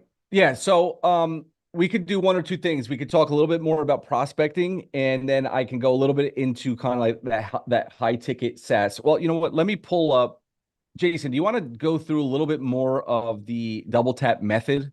Well, let me do this. I have some ideas of I think will be more valuable. I'll cover that. I'll cover the double tap, but I'll tell you what, let me step in, and then after I'm done my little piece here, you can come back in on the SaaS part that you were going to Yeah, talk yeah, perfect. So, there's a lot of things going on. Actually, real quick, I'll answer this question because I seen it. This is the second time, so I do want to address it. I answered on the first comment, but I know not everybody can see these. By the way, I'm answering questions on the Facebook. If you guys are watching this in various sources, I'm paying attention here to the Facebook comments. So if you guys have questions, just post them there. I'll see them. But obviously post them anywhere. And I know Paulson and his team are watching them everywhere as well. But the question was, hey, what if I don't have a case study? What do I do that? So two things. Again, no need to overthink this. For one, you can just easily remove that piece out of the email sequence. If you don't have a case study to send it, don't be like, oh, well, I got to fill this. No, delete, done, cool, no anxiety, no stress. All right, cool. I didn't send it. I don't have one. I'm not going to send one. Another thing that you can do is obviously if you're leveraging a fulfillment partner that already has results, there's no reason why you can't leverage it as part of that sequence that, again, can lead you guys to future business. But it kind of ties into something I wanted to just quickly cover. I talked about this, I think, on day two. I don't even remember at this point because we've talked a lot of things on a lot of days. Is ultimately you can look at all this and be like, holy cow, there's a lot of things going on, especially for all the new folks. I know there's a lot of new folks. There's a lot of people killing it, killing the game that's here. But I know a majority of the people here are just getting started and are new or trying to get that footing and trying to get that start. And so you can look at all this stuff and be like, oh man, now there's referral automation and covered all this tech. And I have to figure out, like, in the end, right? It's always good to have perspective of what is happening here, right? It doesn't matter what your agency does, right? I always like to say, look, take a step back and let's look at what is actually happening, right? We have three parts to this business. One, find a business. You're going to find a business to do business with. Two, you will offer them your services. Okay. And three, you provide the services if they say yes. That's it. That is all that is happening here. Okay.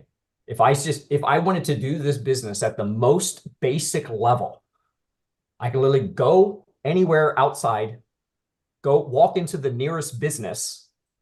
Okay. Found a business and then go up to whoever's behind the counter. I don't care who it is. Hey, are you guys doing any online advertising, or is that something you guys have thought about and discussed? Blah, blah, blah. I'm going to have some people say, no, whatever. Or I'm going to say, yes, whatever. All right, cool. Well, that's something I do. You guys be interested in talking about something like that? And I'm just obviously rambling words at this point. But what I'm getting at is, there you go. Offer services. Like, it can be that simple. And if they say, well, yeah, that sounds like cool stuff, I can be like, all right, cool. And then I provide whatever service I just sold them, or I find someone else to do it. In the end, if we break everything down at the most basic level, it can help us wrap our heads around what actually needs to happen. So let's take each of those parts in just a tad bit more detail. So find a business. Well, on this workshop, we've talked about two different methods.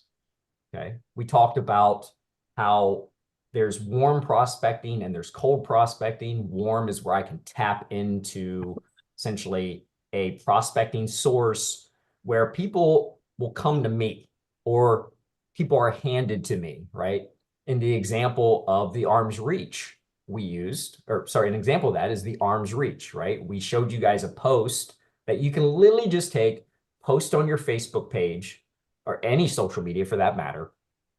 And it is a non-salesy kind of almost generic statement of just kind of announcing what it is that you're doing and informing your network of the opportunity that that you can of what you can do for your network, what you're doing and what you can do for your network, and it's just putting feelers out there. We've already, and by the way, I pulled up the names so I can remember. Simon Tompkins here, and this is just today that I seen. I know there were some people posting yesterday about this. Simon said, did my arms reach post at lunchtime today? I'm in the UK and already had over 20 leads come in. I'm trying to qualify by DM now. And then we had Lori. Lori said, I posted the arms reach and got 2, and that's amazing. I didn't think I'd even get 1, and I just posted it yesterday.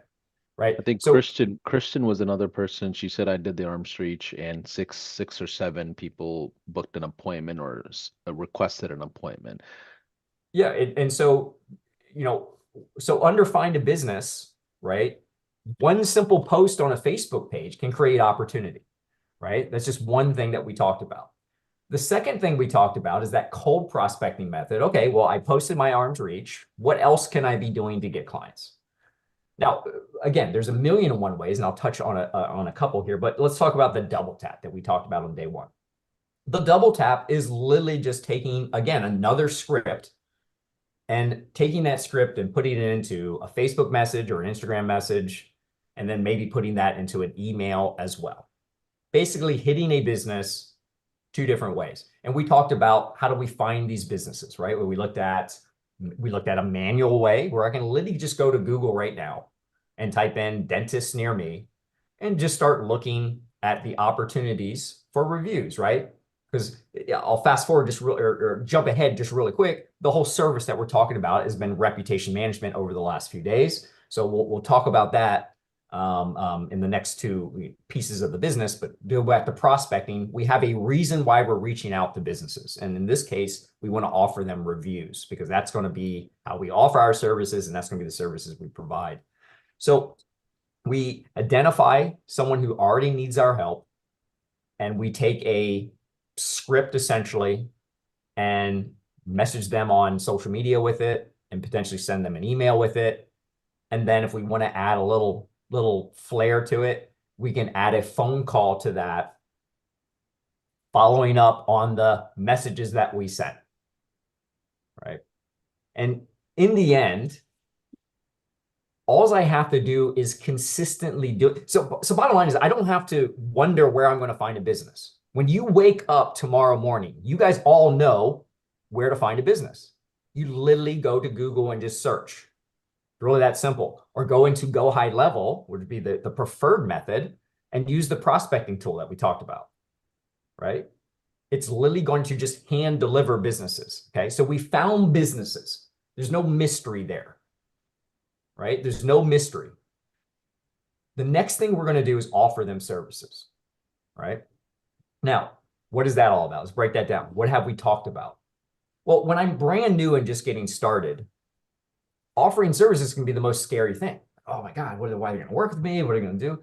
But we've talked about a method where you need 0 experience. It's actually one of the most widely used sales methods out there today, which is a trial. Netflix offers a trial. Go High Level has a trial.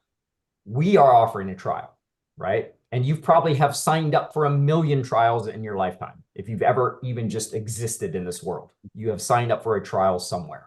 We're not doing anything cosmic. We're not doing anything different here. No one's going to erect a statue in your hometown of all the stuff that's happening right here. We're not doing anything amazing. All right. Nothing cosmic. We're just doing regular stuff that happens everywhere in the world. Okay. So in this case, we're going to offer our services in the form of a trial. Now, we are using reputation management for that. Again, there's other services out there. We're not going to dive deep into all these other services, but any service can work. But in this case, we're talking about reputation management. But why that? Why that one service? Well, because again, it's a high perceived value service, right? Every business owner on the planet that you interact with knows the value of a good positive review. Right? You don't have to argue with it. There's no argument there. Well, I don't really, business owner, you don't think having a good positive review is going to be good for your business, right? You don't have to get into that conversation. Everyone is just well aware of that. So it's a very easy result to sell. And on top of that, the service is very easy to provide. So that's a benefit for me, and makes it easy to have an offer where I can offer results essentially for free, because it doesn't have a lot of commitment. On the flip side, say I wanted to offer lead generation for free on a trial, which in our program, we kind of talk about use cases for that. However, let's just think about that for a second. What do I need? Well, I need an offer, right? I'm going to need a funnel of some sort, right? So I'm going to have, domain, I'm probably going to have email, I'm going to have phone number, I'm going to have a landing page, components of the landing page. I need a mechanism to collect the lead. I need to do all of these things on top of now also creating a Facebook account or a Google account, setting up ads. I got ad spend. I got all these things going on. Whereas reputation management is, I just set up my Go High Level snapshot, and it's essentially connect a phone number, a domain to that for my email, and I'm done. It's really that simple. It's just emails and texts going out to a list of people. I don't have to get new leads. The business is literally going to hand them to me, right? So offer my services I'm going to use in the form of a trial, get my foot in the door with a reputation management trial. I'm going to run a reputation management campaign. Actually, that's in the provide service. So offer services, we know what we're doing. We know we're doing a trial. Okay. So I don't have to guess. Again, what do I do if a business owner? You offer them your trial. And then after the trial, I'm going to close them on the retainer. Right? So find a business. I find a business. We already know how to do that. Offer them my services. I'm going to offer a trial. And then when I'm done the trial, I offer a retainer. That's it. There is no other options I need to be worrying about. And then when they say yes to the trial, I provide the services, right? So that's the final piece of this. There's only 3 parts of the business. Provide services is the last part. There's 2 things about this. One, because I've selected a service, a high perceived value service that is also easy to provide, if I am confident and comfortable, I can easily provide that service using Go High Level, using a free setup snapshot that literally already exists there, where I do a couple tweaks and it's ready to go. I can be done. Even if I've never used Go High Level, I can probably have all this set up in an hour tops. That's me because I'm brand new to it, never seen it before. If I'm familiar with Go High Level, 15 minutes. You've set this service up and you run it to their list of existing customers. Okay. I'm looking to get just a few reviews, a few results before I circle back and say, hey, as you can see, we had 10 Google reviews. Your rating was at this. Now you're up to 13 Google reviews. You had 3 5-star reviews come in from this trial. And this is exactly what I was talking about. This service is going to continuously boost those. So what I'd like to do is to move forward. The investment is just $297 a month. And what we're going to do is we're going to go ahead and run it to the remainder of your list. When you do your trial, 10 to 20 names to start off with, you're just trying to get a couple results. I'm not trying to double their business on this. I'm not trying to make them, tons of revenue. I'm not even talking about money. Just saying, let me show you a few results. Then we can look at the data and go from there.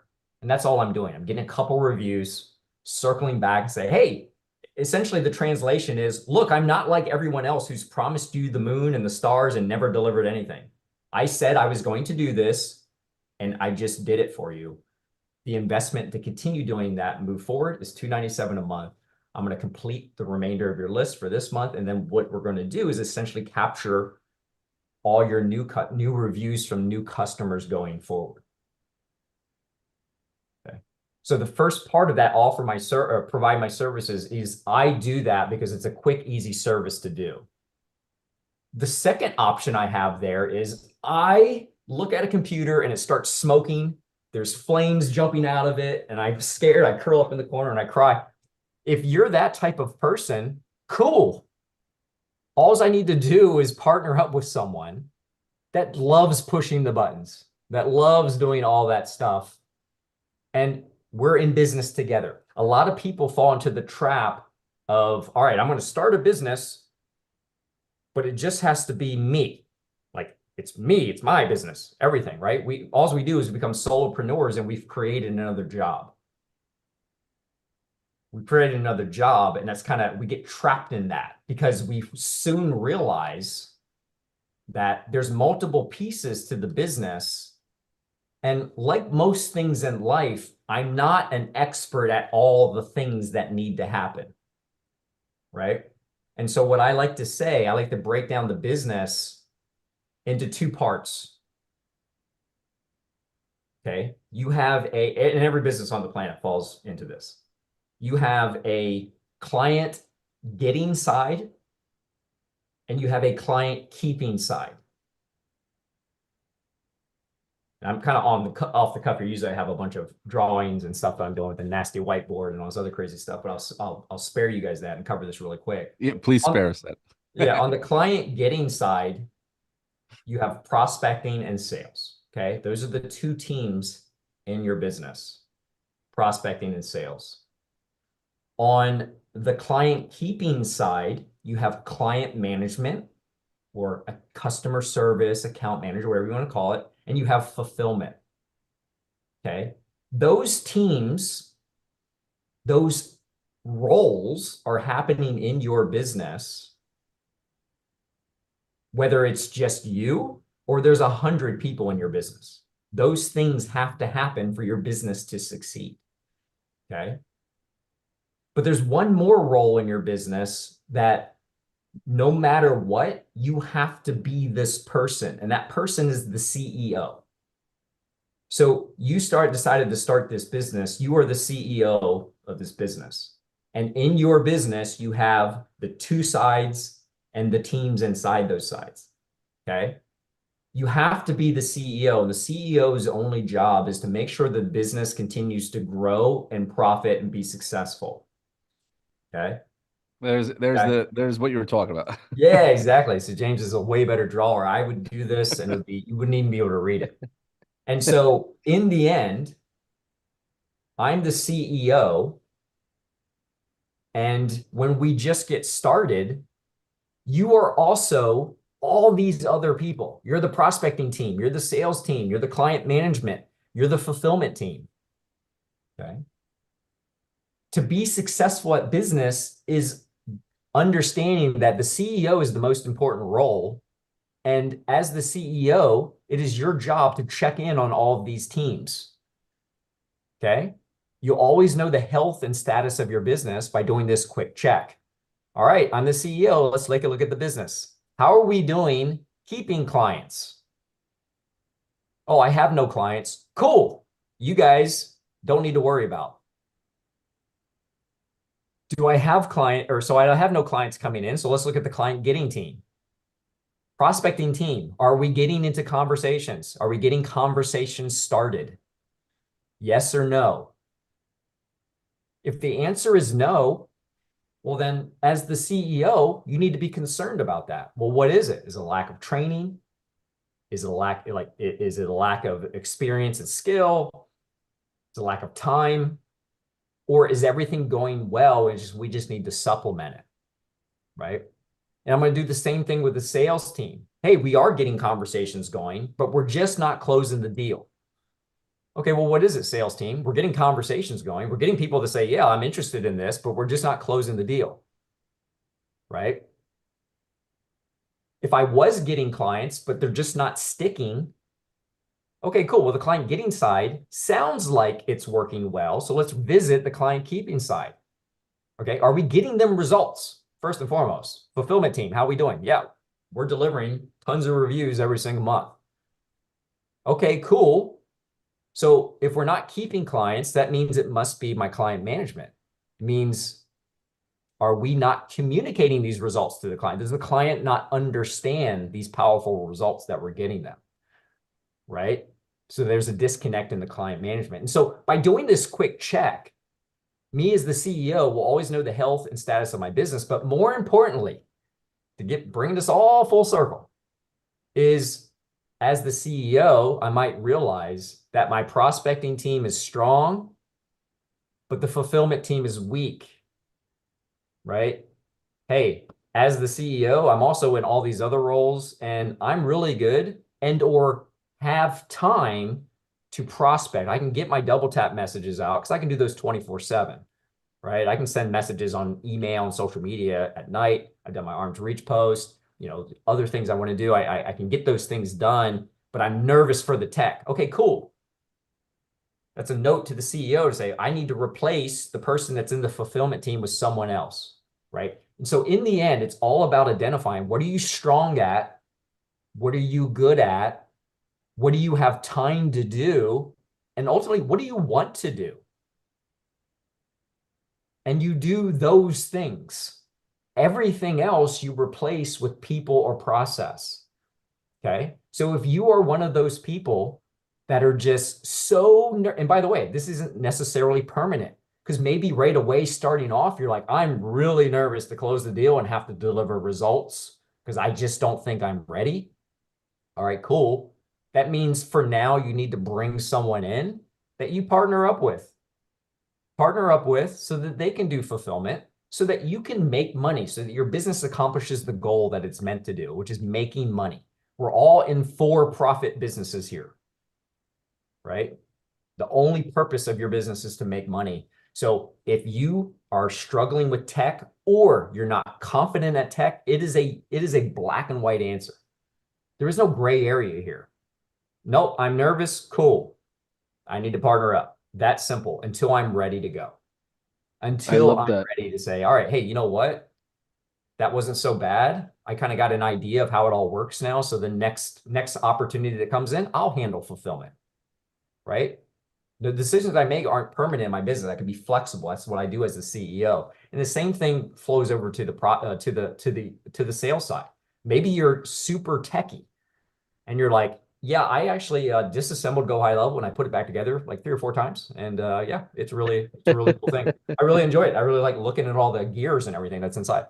But when it comes to people, I'm just, I get all clammy and I'm sweating Yeah. and I'm just like, man, no Yeah. one's ever going to close it. Cool. That just means you need to partner up with someone who's the opposite of you until either you're confident or you're happy with what that process looks like. I'm going to go ahead and tell you that just through our years of working with multiple agencies and just being in the agency world, we've seen it a million times where two new people kind of get started to have those opposite uh, characteristics that come together to make themselves whole. They love that process so much because it relieves anxiety. There's no stress in it because their weaknesses are handled by someone else who's actually good at those things, that they end up just being partners in their agency for like the rest of their agency career. And they go on and make very successful, they go on and grow their very successful agencies. And then there's others that initially, to get that confidence, they partner up and then they eventually go their separate ways as that confidence builds up, right? And so it's important when, again, we come back and we just look at what the simple things are that are happening. There's not a million things going on. So 2 things I want you to take out of all this here is when you wake up every day, you should know exactly what physical actions you are doing that day in your business. Okay. I wake up and I know I need to find a business, offer services, provide services. Well, I have no clients, so there's no one to provide services to. I have no sales appointments, so there's no one to offer services to. Okay, cool. Find a business today. And I know, cool, all I'm going to do is I'm going to go to Google and I'm going to do some searches on niche X. And I'm going to contact 10 businesses today, 15 businesses today, 20 businesses today using the double tap method where I will send an email and I will also send a Facebook message. No guessing, right? I'm not waking up saying, oh, I'm going to work on my business today. Well, what does that mean, right? Be specific.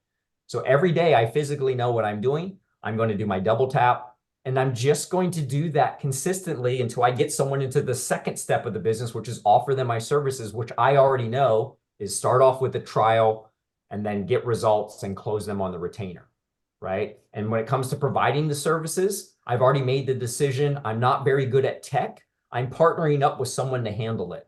Decision's already been made, or I understand it. I got the snapshot. I can figure it out. I'm confident in it. I'm doing the fulfillment. You figured out your whole business. There is no loose ends. And now I've got a system, a process that I can consistently execute every single day. And that's what this has really been all about. This workshop is to give you those tools, give you that process. And then with the tool and go high level, it just simplifies everything. And should never be guessing, should never be guessing in your business. And with that process and understanding what I just walked through, you're not going to have any problems prospecting, finding a business. You're not going to have any problems closing the deal and getting the results that you need to get those clients, keep them paying so that you can grow it to where you want to grow. Does that all make sense? I love that, Jason. And if for those of you that want to go deeper into what Jason's talking about, there's a book called Rocket Fuel where they differentiate the visionary versus the integrator. And in every business, there's two of those types of people. In the beginning, you're going to be doing both to just get the ball rolling. And remember, you're going to separate those roles out between a CEO versus a COO or a CTO type of a role. In the beginning, obviously, titles don't matter, but the hats that you wear eventually would have to be separated. And the other thing I want to add here is everything we're sharing in this entire workshop is around the launch strategy of this digital business. Your scale strategy, let's say my threshold of scale is like after 25 clients, now it's time to scale. Everything needs to be SOP'd out, right? After that 25 client mark, your strategies are going to change. You're going to have multiple streams of traffic, multiple types of programs that brings in inbound leads, and you have to get to the world of setting appointments and closing appointments. Nothing else matters. And I don't ever mean to offend anybody in the high level family when I tell you, please do not hide behind a snapshot. What matters more is your effort and what you're putting out there in the sales. Like smile and dial is what matters. Setting appointments or closing appointments is what matters more than any of this fulfillment stuff. None of this fulfillment stuff excites me because I'm a sales guy. What excites me is you being able to close deals. That's point blank period, no matter what workshop. And also another thing I want to add is don't watch multiple workshops and not take any action. Just take one workshop and implement everything in it before you move into another strategy. Like everything we taught here is based on James's and Jason's business, right? We know these guys generated close to $35 million worth of a run throughout their career implementing some of these. Doesn't mean you're going to get the results, the same results, but we know the fundamentals of how to go to market, how to leverage these things to get out there. I love all of you. That's why we say the tough things that you may not want to hear, like don't hide behind the snapshot and not do sales. Okay. So let's Yep. keep going for day three content. I know there's more things to kind of review here, James. Yeah. So I want to leave like some maybe 20 minutes for a Q&A at the end. Perfect. The only additional thing I'm going to talk about, hold on, let me get my slides really quick, is I'm going to kind of go into, we talked in the early on in the beginning about, the trials and offering our services. And then we kind of close this. I kind of hinted at the fact that, we typically like to sell on the higher end scale services, right? We sell, the way we do it is we sell based on services, right? We don't ever talk about the software. We don't ever talk about all the stuff, the missed call text back. As amazing as all of that stuff is, and this was mentioned early on, is that if you start to talk about that in a sales conversation, it's over. Yeah. Like in a sales conversation, if they're asking you about all of the intricacies, it's over because it's only about the result, right? It only ever is. And by the way, this is sales across every single possible industry there is. Okay. It's the result. How do I go from X or A to Z? What problems do I have? What are you going to give me that's going to solve those problems? And so I just want to do like a little quick one slide look at kind of typically what we're doing. Essentially, and this is going to be niche specific, but let me make it bigger. Hold on.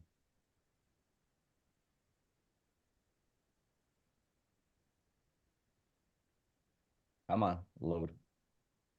Oh, there we go. So again, like, and this is going to be depending on the niche. All right. And so if I kind of went down into like what we call tier one, which is more like blue collar, this could be 297, 397 in the beginning, right? You're basically going to just charge them whatever they're probably willing to pay you, right? I used to sell this thing for 197 review management. But then as you start to stack up case studies, you stack up results, it's easier to sell higher packaged things. So what I used to sell for 197, I now can easily sell for 497. But I'm probably not going to be able to sell a 497 rep management to an electrician, right? I could probably sell it for a dentist or a surgeon. And so again, take these numbers with a grain of salt because it's going to be dependent on basically what niche you're in. Okay. And so all we're doing is as we move up into these packages, we're offering different services. We're adding more services. Okay.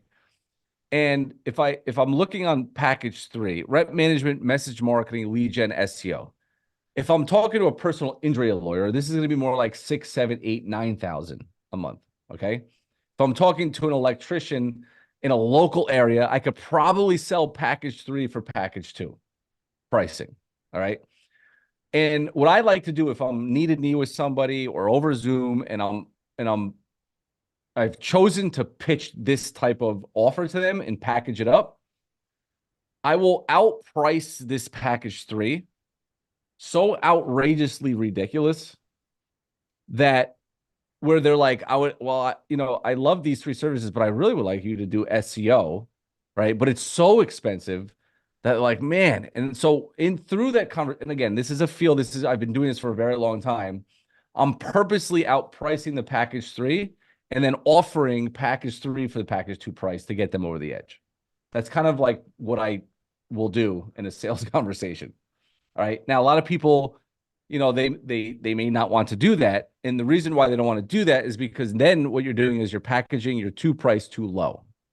And so they're like, well, I'm not willing to do SEO and all these things for $14.97. So you just have to bump that middle package up. But the goal is, and again, this is just my strategy that has worked well for me, is package 1, package 2. The third package is priced so ridiculous that there's no way they're going to take it. And then when they're like, there's no way you could do this, that's when I'll say, well, you know what? I'll tell you what, I'll give you package 3 for package 2 pricing. That's just a sales tactic. So I just wanted to kind of go through how I typically will package them. And again, if I'm talking PI lawyers and like surgeon that I have down the road, it's gonna be much higher than this. But I don't want to talk about such high packages where you guys can't believe it, right? And so I want you guys to understand that like starting point could be 297, 997 and 1497 for package for pricing. I would say find your comfort zone and figure out your worth in the local market or that economy that you're serving.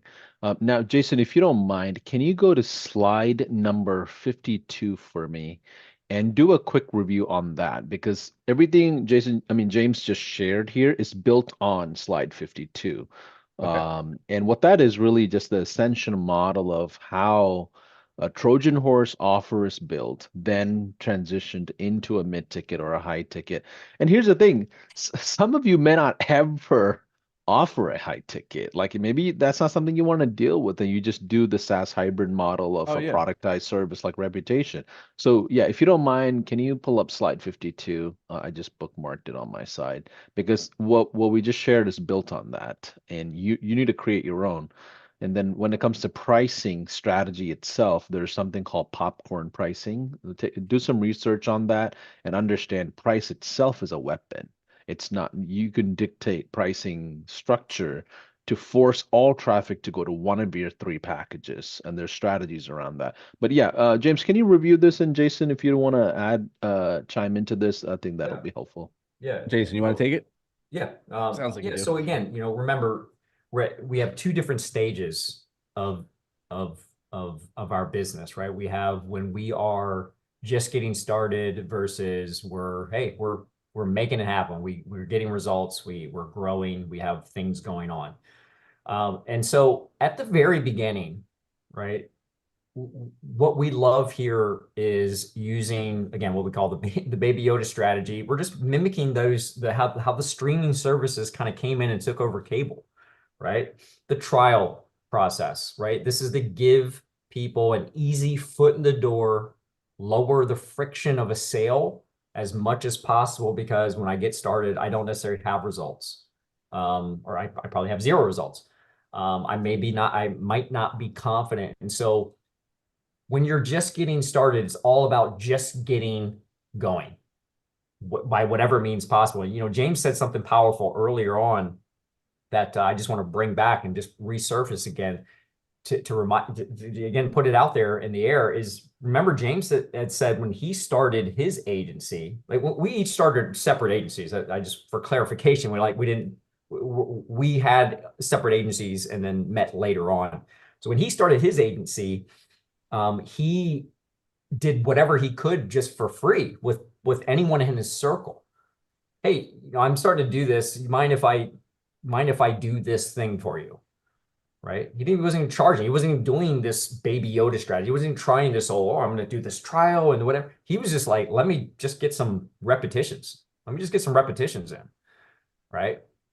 And for one, that's a very easy sales tactic of just kind of coming in and saying, well, look, let me do this for free for you because a lot of this I'm new. I want to get going, but I believe in the process, believe in myself, being able to do it. But look, I want to do it for free. Give me a case study or something after we're done with this, right? Nice, easy slide in the foot in the door, just a kind of an alternative to the free trial kind of method that we kind of laid out for you. But it's all about just getting started. And this trial method makes it easy for business owners to say yes. And that's what you want. Okay. Now, again, what Paulson was alluding to, what James was just kind of highlighting is this isn't necessarily your permanent sales strategy. It can be, by the way. There are people that still, like even our coaching program, that have been running their multiple 5 figures a month in their agency, and they still do it this way. Now, their services may change up, right? You can definitely switch things around, but they still start with a trial and then go into the retainer and then ultimately sell other things in a upsell kind of process over time, building on a strategy. But the idea is once I get this going once, again, really just closing a deal and having results, now I can leverage those results. Those results are essentially my ticket to be able to package and price how I want, right? And now I can do packaged.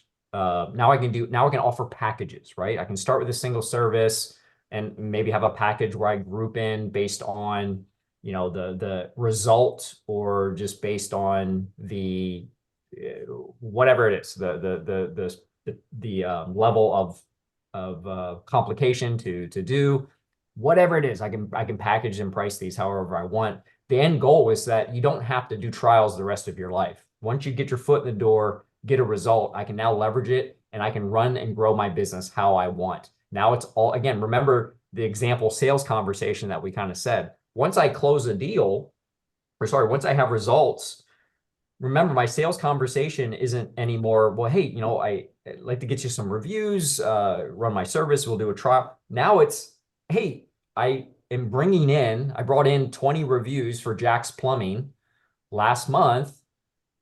I'm looking to work with the realtor. I know the same process is going to work really well with the realtor in the area. Would you benefit from having more positive reviews, right? My conversation is just different because now I'm saying, look, I did this thing and now I'm looking to do it again. Do you want this result or not? Just tell me, can you handle this result or no big deal? I'll start talking to someone else, right? My conversation is now a little bit different. And in that conversation, because I have the results, I don't need to prove anything anymore to myself for one, right? I have confidence. I know the result that has happened, right? And so now I can have a little bit more confidence, but also the convincing. I don't need to do really much more convincing at that point. Now, it doesn't mean every sale is easy, but what I'm getting at is I have a result to leverage that's way more powerful than me having nothing, right? Someone said, well, what if I don't have a case study? Well, imagine how much more powerful it is when you do have a case study. This is no different. How you price and how you sell kind of falls in line with that as well. So in the end, James and I, we evolved to packages, right? We just rather come in because again, what is the whole purpose of that? What is the ultimate purpose? Whether you're doing it this method or a package method, it's to offer and sell, be able to provide multiple services to your clients to keep them sticky, but more important, provide them the value. I should lead with that. To provide them crazy value, and the side benefits of that are they're stickier and you get to make more money, right? It's a win-win at the highest degree when you're offering all of your services because all of our services work in harmony, right? If I look at this, you may have a different portfolio of services, but these are the services that we focus on, and they all feed each other. They all feed and build Love it. upon each other.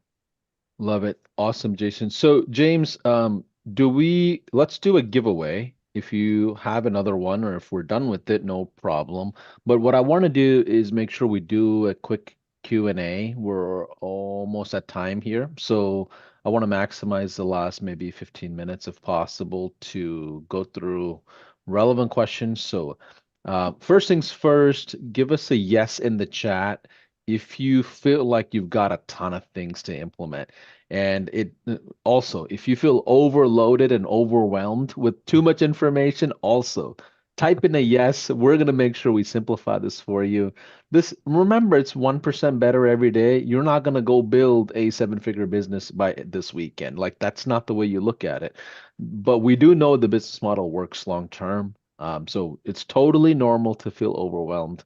And not to mention how overwhelmed you would probably feel signing up for high level with the amount of features on top of that on the back end, right? So all this is completely normal. So give us a yes in the chat if you've got a ton of things that you've learned as a new thing as part of the workshop. So James, how many more giveaways do we have? Is this the last one or did Well, I? we have the big one. I didn't know when you wanted to give that away, which is the full year of at the 97 level.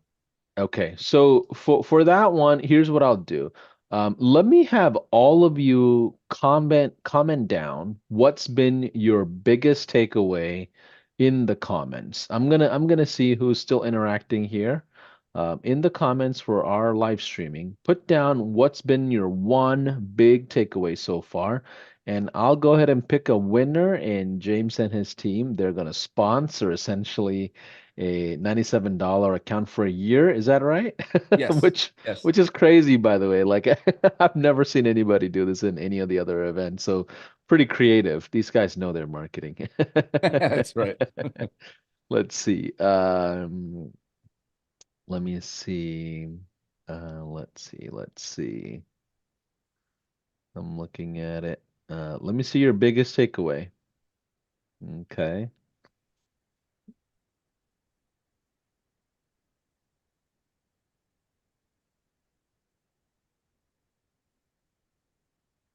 All right, let's go with Ian Martinez. I just see him as the guy in the middle of my news feed here. Ian Martinez, he said, it's simple, start small and master that before moving forward. I love that. Ian, you are the winner of 1 year's worth of high level from James and his team. They're going to essentially somehow sponsor it or pay for it, so reach out to them. Yeah. So if you guys are down for it, anything else we need to cover as far as strategy content before we go into Q&A? Anything? Yeah, not really. I will just make a quick point on, well, when do you want me to kind of show what we're giving away? You want to wait for that? Like, Let's do it try. after Q&A All right, we'll if you do it want after to. Q&As. So I Okay. do want to just make one point real quick about how, how go high level also creates a massive opportunity for stickiness with clients. And so I want you to think about this, and this is what we've seen a very big stick rate with clients in our agency is when we used to have like click funnels, right? So we would have their funnels and click funnels, and then we would have our own um, like using text line, right? Our own tracking, and then we would have all these different assets. And so if a client did want to leave, he wasn't really losing much other than maybe a landing page. Okay. And when we moved everything into Go High Level and our clients into Go High Level, and they understood that the ownership, right? Because remember, we're selling the services. We may have run them through the SaaS configurator. We may have used that for ease of implementation and stuff like that. But to them, we're just running the services, and we have all these bells and whistles that we're using. They don't, most of the time, don't even really know, right? Unless they want access so they can log in and see reporting and stuff. But all the funnels are there.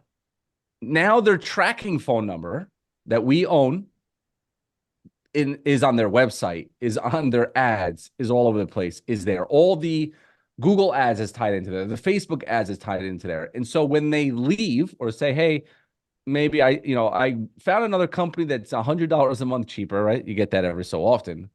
What do I have to do to to get all my stuff? Well, typically, and I'm not saying anybody should do this, but that's our stuff.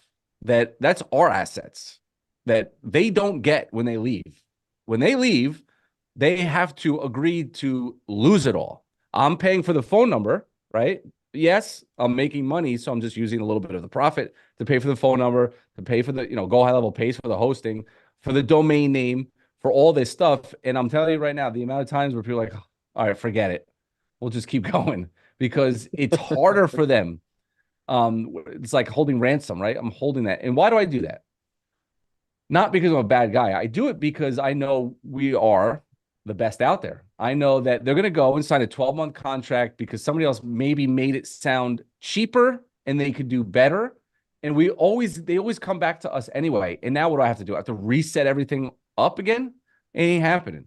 And so our clients, we just let them know, hey, listen, you're going to sign up with us. We're going to handle everything. We're going to pay for your text messages, your emails. And we're a higher ticket, so it's easier for us to do that. But maybe there's some people here that are, higher ticket. And all those assets that our clients have within our Go High Level are ours. It is ours, and they don't get it back. They don't get any of it. Yeah, and I've seen other agencies do a cancellation process too. So let's say you have a client that must exit for whatever reason, they can pay a certain lump sum of fee to Yeah. basically be migrated to their own high level account and be an affiliate essentially. If that, I Okay. mean, I've seen I that left that soft, part out, by the way. Yes. I've Yes. seen that soft landing because there will be franchises that get bought out. There will be businesses that get Yes. flipped or merged, or there are scenarios that call for it. But remember, you have control over your business. So they're working with you in a sense, in general. But just That's a a quick very good point reminder. that I forgot to mention is that the only other time that we would allow them to leave is if they use our affiliate link for Go High Level, and then we do an agency transfer. And then Yeah, they're running it themselves, or maybe they hired a marketing team. Some people that happens too, yeah. in-house, and so that would be the Okay, caveat to that. awesome. So we're at 104. How long do you guys have for Q&A? And what I want to do Um, is rapid fire Q&A. So like one answer, 10-second answers. And what I'll yeah. do is have everyone type in Q or question before you write down your question in the Facebook page. I'm at the external high level Facebook page to monitor all questions, just because I can't look at 9 different channels at the same time that's streaming. Um, but so type in cue and then your question. And what we will do is rapid fire as much as we can, as quick as we can, with short answers as fast as we can. Okay. So let's see. Derek saying, oh, sorry, press, let's see, there's a couple of people that Matt Stanley. Matt, Matt Stanley is asking, when are you guys going to talk about SaaS component of high level? Sorry, say that again. Matt Stanley is asking, when are you guys going to talk about SaaS component of high level? Well, like I said, we are selling the service, and everything that Go High Level has comes with this with the service that we're selling. You know, and we mentioned in our sales process, talking about missed call text back and all these features. Oh, you can host your funnels there. You can have your own website there. You can have your own text, your own phone number. Like it may work for some people, but for us, the services, we're selling them only the services, and Go High Level is the tool. Yeah, the alternative and when it would come into play, and again, this is very occasional because usually when you describe it this way, they end up going back to the, no, you guys just take care of everything, is what we like to call the consulting option. So we actually use this a lot as a downsell. This is something you guys can all put in your pocket. Say you're trying to sell Facebook ads, you're trying to sell reputation management, whatever it is. And it, for whatever reason, they are like, well, yeah, it just seems like it's, look, do you, and you just kind of hit them with this. Look, do you agree that this would benefit your business? Yeah, I do, but you know, the price, okay, well, it sounds like you're a better fit for our consulting option.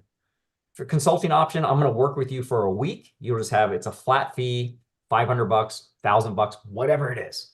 I'm going to work with you for 1 week and I'll help you set this up in your business so that you can completely run it yourself. Now, part of that is we're going to give them essentially, not give them, they're going to pay, their Go High Level comes the SaaS mode becomes a factor there where they then get it. We say, look, we're going to work with you for a week, help you get everything set up, show you how it goes. And then after that, you just rock and roll it. At any point in time, if you need me questions, you just want to consult, you can hit me at my hourly consulting rate. It's 150 bucks an hour. You can get me as needed. And so Yeah. what ends up happening is they'll end up either saying, oh, wow, that sounds great. Yeah, let's do that. Implement in my business. Cool. I now have a paying SaaS customer on that. And frankly, they're out of my hair because they probably would have been all up in my chili anyway. Or they say, well, actually, you know what? Now you just do it because I want to end up doing it. And then I get my original sale anyway. So Yeah. And then one thing we didn't really mention much in the workshop is the churn rate between services versus products, right? So as long as you park your clients in some sort of a software solution, and that's the consolidated central point of the relationship, you usually will have much lower churn versus, let's say you just throw Facebook ads at them. Only thing they see is leads on a Slack channel or something, and they don't have to log into anything or monitor anything. You usually will have higher levels of cancellation. So just side note. Okay, Preston Bond is asking, how does, it's a technical question. How does connecting a domain work? Do we use the customer's current domain? Do we have to set up a new domain? Do you go over that in your training you provide? I see you explain how to get domain for your own sub account, but what about for your clients? So what we do is we get a domain similar to what our clients is. Typically, if they have a website, you know, a lot of them do have websites, and it could be abctowing.com. We'll get abcnjtowing.com, and we'll run the funnels on there. That's all.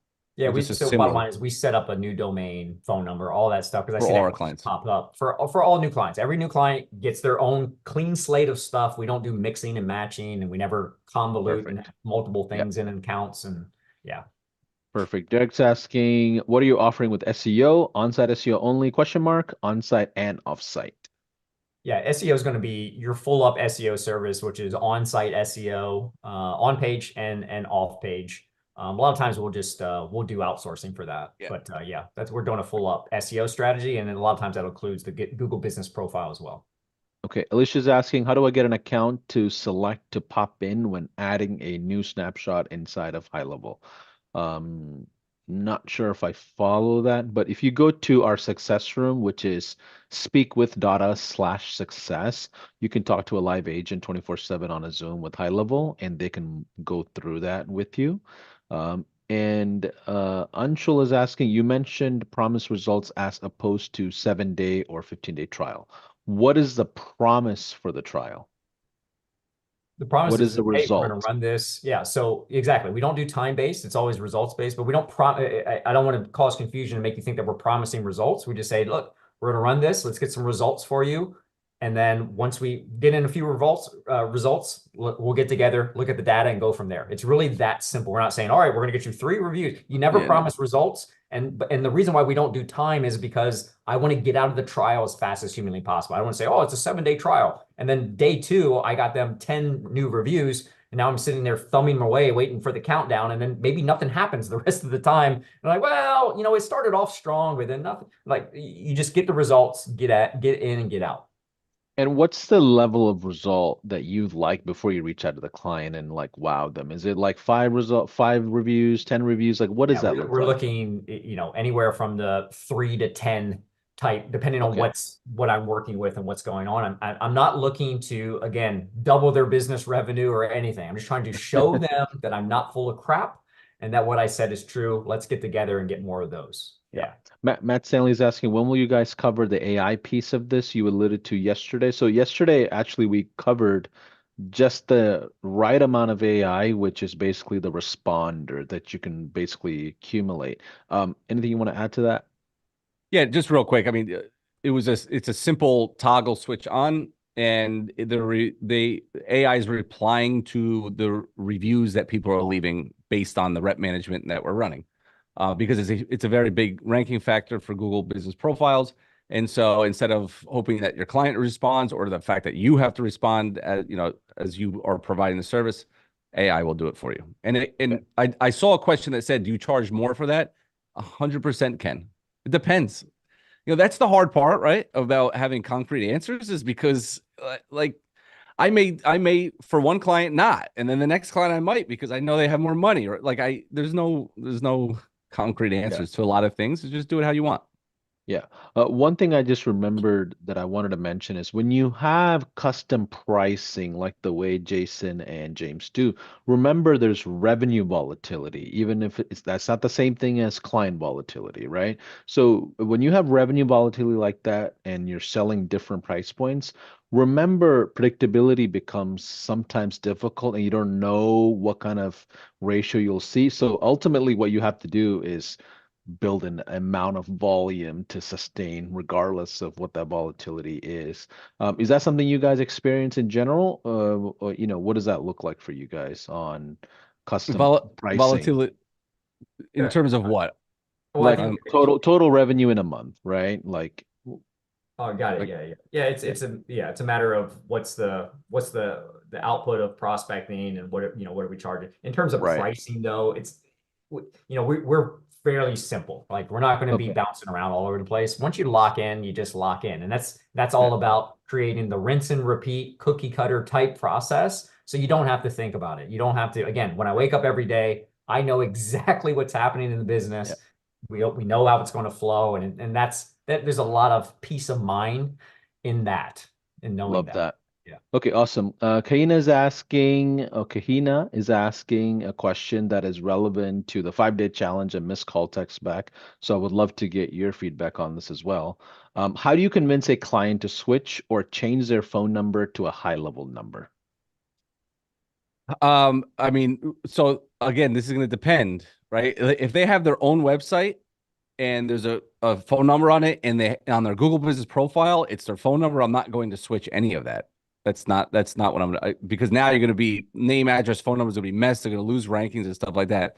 The only phone number that I'm gonna be utilizing is the trackable phone number for, let's say, lead generation, Facebook ads, Google ads. The phone number that's in there will be it. Now, you could have the phone number forwarding, like you could play games with all that stuff, but we typically try to keep it easy. I'm not touching their Yeah. website phone number, And Yeah. you guys like their don't main phone sell number.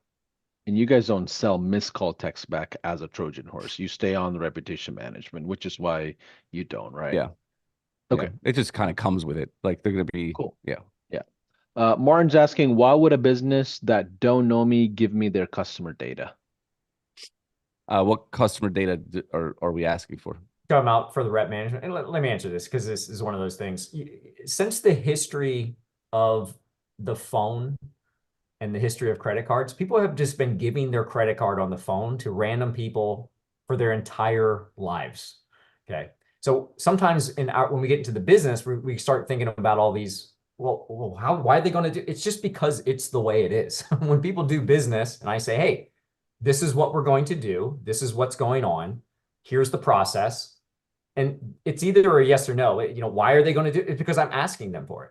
And I just sold them on a process that involves that. It's very clear. I didn't say, remember, you just communicated and sold this, right? You didn't just come out of the blue and say, hey, my name's Jack. I need all your customers. Like they know what the context of the conversation is. Now, it doesn't mean there's not hesitation, right? It doesn't mean there's not hesitation there. Hey, we're going to simply upload the software. In fact, I can add you as a user here so that you can put the data in yourself. We just need it in there to accomplish the results that we've been talking about. It's really that simple, but don't start thinking too much into it. Again, that's like a what if. Hey, what if I'm talking to a prospect and a ninja flies out of the ceiling and stabs me in the leg? Like we can go on and on and on about all the what ifs that could happen. Just go with the process and rock and roll. Okay. Awesome. How do I transfer CF funnels I already built? ClickFunnels, that actually you could literally Go High Level has the feature where you just take the URL and drop it in there and Yeah. it There's comes an right in. importer. There's an importer. By the way, we just released a Kajabi importer where you can move over an entire course with a Uh-oh. few clicks, and believe it Uh-oh. or not, Jason is going, please no, James, please no. Uh-oh. Man. importers are on the way from all areas in life. Okay, so anyways, yeah, there is a feature inside of High Level where you can go to importer of whichever platform you want to, is where we're going to get to at some point when we grow up to be big kids. But right now we have ClickFunnels in Kajabi. You can click the button and just transfer everything over. It takes about 30 to 40 seconds to load, and you can just migrate over hundreds of hours of courses from Kajabi or thousands of funnels from yours truly favorite Yeah. platform. Yeah, Okay, we so moved let's see. thousands of funnels. Yeah, and you don't have to rebuild anything. You just a couple of clicks and everything comes over. Let's see. Drew Giffin's asking, okay, let's see, 116. We got a few more minutes. I'll rapid fire. Do you use High Level for outbound phone calls for prospecting in High Level? I mean, yeah, we make hundreds of phone calls Okay, a month. cool. Yeah. Ronald's asking, do you have clients sign contracts in the trial phase? No. We typically don't. Our whole philosophy has usually been, look, we don't want to lock you into some long-term deal. We want to have to earn your business month after month after month. Yeah. That's our Cool. pitch. That's just part of our pitch. But a lot of people do, so there's nothing wrong. Right. Okay. Let's see. I'm going through a couple of these questions, make sure what's relevant here. So let's do this. Let's go back. I see a few questions. A lot of them are tech questions. Um, so I don't want to derail us from our conversation. So let's close up the workshop with the rest of the items we need to talk about, and we can go back through and answer and comment in some of the questions that are still there. Um, Okay. yeah, go ahead, James. Yeah, Yeah. So this is where we would start, I think, right? perfect. Yeah, that works. Okay. So we're getting a massive amount of questions, and I've been getting a lot of DMs as well. So I changed this up to make it easier for everybody to basically understand. If you get on a trial with Go High Level, and or you go to the 97 level, you get our Go High Level training. It's a full training. You get the agency site on that we went through on day one. You get the rep management that we went through on day two, and you get the referral automation that we went through today. That is what you're going to get. Now, the delivery of those, and by the way, the link is up on top. That's the right Yeah, one, finally. The delivery of those is if you sign up for a trial, my own system should be sending you an email on how to on where to find that. Okay, so just so everybody knows. yeah, and it's Um, not any trial anywhere. You have to use this link that's on the top and yeah, sign up yeah, under James. yeah. If you Yeah, go and sign up under somebody else, then unfortunately, I gotta keep the deliverables to people who stay true. Okay. a lot of these questions as well. I had people that signed up for a trial on the 297 level. You're going to be getting all this as well. I will be notified. You'll get an email. You'll know how to get them. Once you start paying the 297 a month, then you will get everything obviously in the well, you'll get this anyway, no matter what. And then you'll get 13 done for you funnels. It comes with the automations. It comes with 2 designs of these funnels. You're going to get a pay-per-click training. You're going to get Facebook ads training to run those as services. You're going to be put in a group where you're going to get weekly Q&A calls. You're going to get an additional like foundations course, right? That's, I think, 6 weeks of it, I believe. Where it's just like if you're new and you need the foundations, you need to learn about this business more, you'll get that. Matter of fact, I think we used to sell that. What did we sell phase 1 for? 2,000, like Yeah, 4 like years ago. $2,000. Yeah. Yeah. So this is like a $2,000 course. And I say a heck of a lot more because once you're in that private group, we release stuff in there all the time. So you'll kind of, you'll get benefited from being in there. And then let's say you don't, maybe you're still using another software, you're not using anything. We're just going to give you guys all this. You'll have access to all that. Does this make sense? Was this laid out in a way where it makes sense for everybody? Perfect. And those of you that maybe are already on the highest plan, or maybe you're not ready to upgrade, or maybe you're already on a trial, just FYI, the items on any level will be in our customer-facing Google Drive. We'll make sure that's available to you at the end of the day today. Our team will go back and drop the resources link so you can access that. But just remember, just because you have access to that doesn't mean you'll be under James, essentially. So the extra bonuses, you have to sign up for either a trial through James or upgrade through James, because these things are worth thousands of dollars, and we want to make sure he gets rewarded for the almost 3 weeks of things that we did to prep and Right. deliver. Yeah, and by the But way, yeah. just in case I forget, if they're on a 297 level and they upgrade to the 497, we'll also give them, all this as well. Okay, awesome. As we kind of close out, if you want to keep that up, you can. But final thoughts, guys. Final thoughts, James and Jason, that you may want to leave us with as we kind of close up the shop. I mean, it's been one heck of a workshop, by the way. I mean, I've done a ton of these, and I know when practitioners that actually do the real business come in and teach these things. And those are the folks that I always make sure we bring on, just like the other workshops. So we appreciate what you've done as a family of entrepreneurs and marketers. We're grateful for your generosity. So from the high level family, I just want to say thank you in case if I don't get a chance to. But any final thoughts that you both may want to leave us with? Yeah, I will. First of all, thank you, Paulson. Jonah in the background has been an amazing help. And just all you guys, the team is amazing. I can't wait for the next event. Ethan and Jordan as well. Ethan, Jordan, Ronald, Eamon. Oh no, those are I think those are students or people that are on here. Anyway, I guess the best piece of advice that I would say out of all of this is understanding that your best chance of success is going to be by opening your mouth to people that you know. All this in theory, right? All the niche pricing, the prospecting sheets, the trackers, the Facebook ads training, the pay-per-click ads training. The person who makes the most money is the person who makes the most offers. Okay? They will always win. They will always prevail. Okay?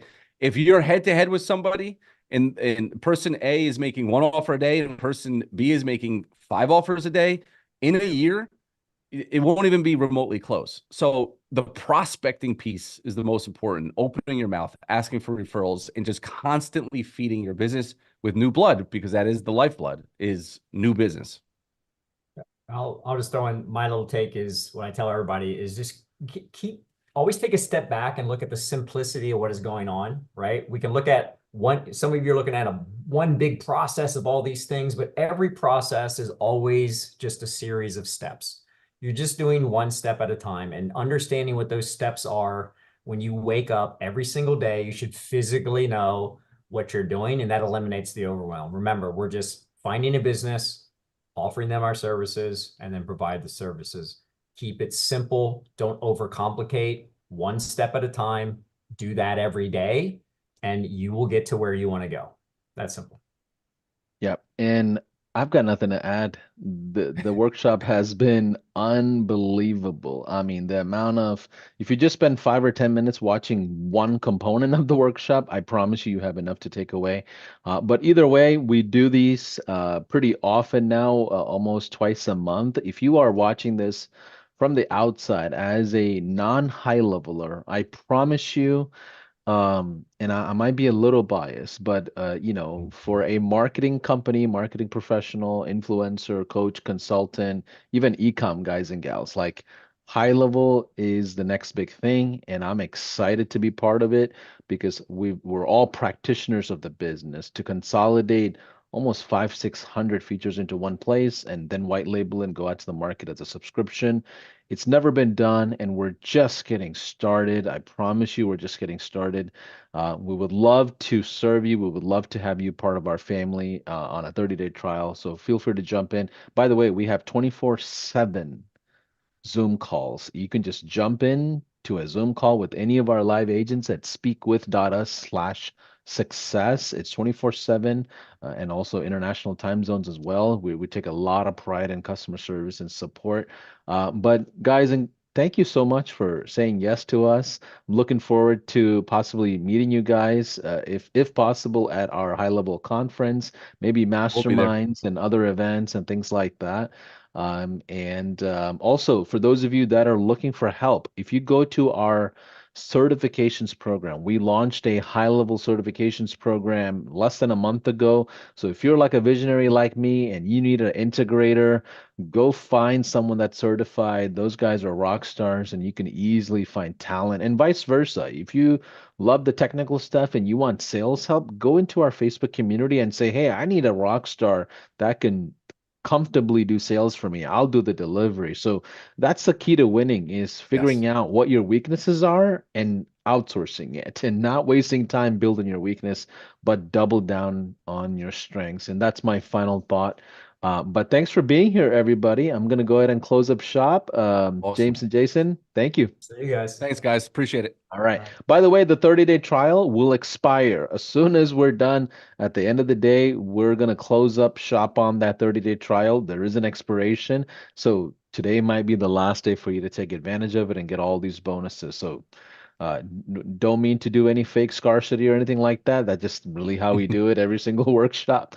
But looking forward to serving all of you. Have a nice day. Take care, everybody. Replays will be up on all channels. Awesome. Thanks, guys.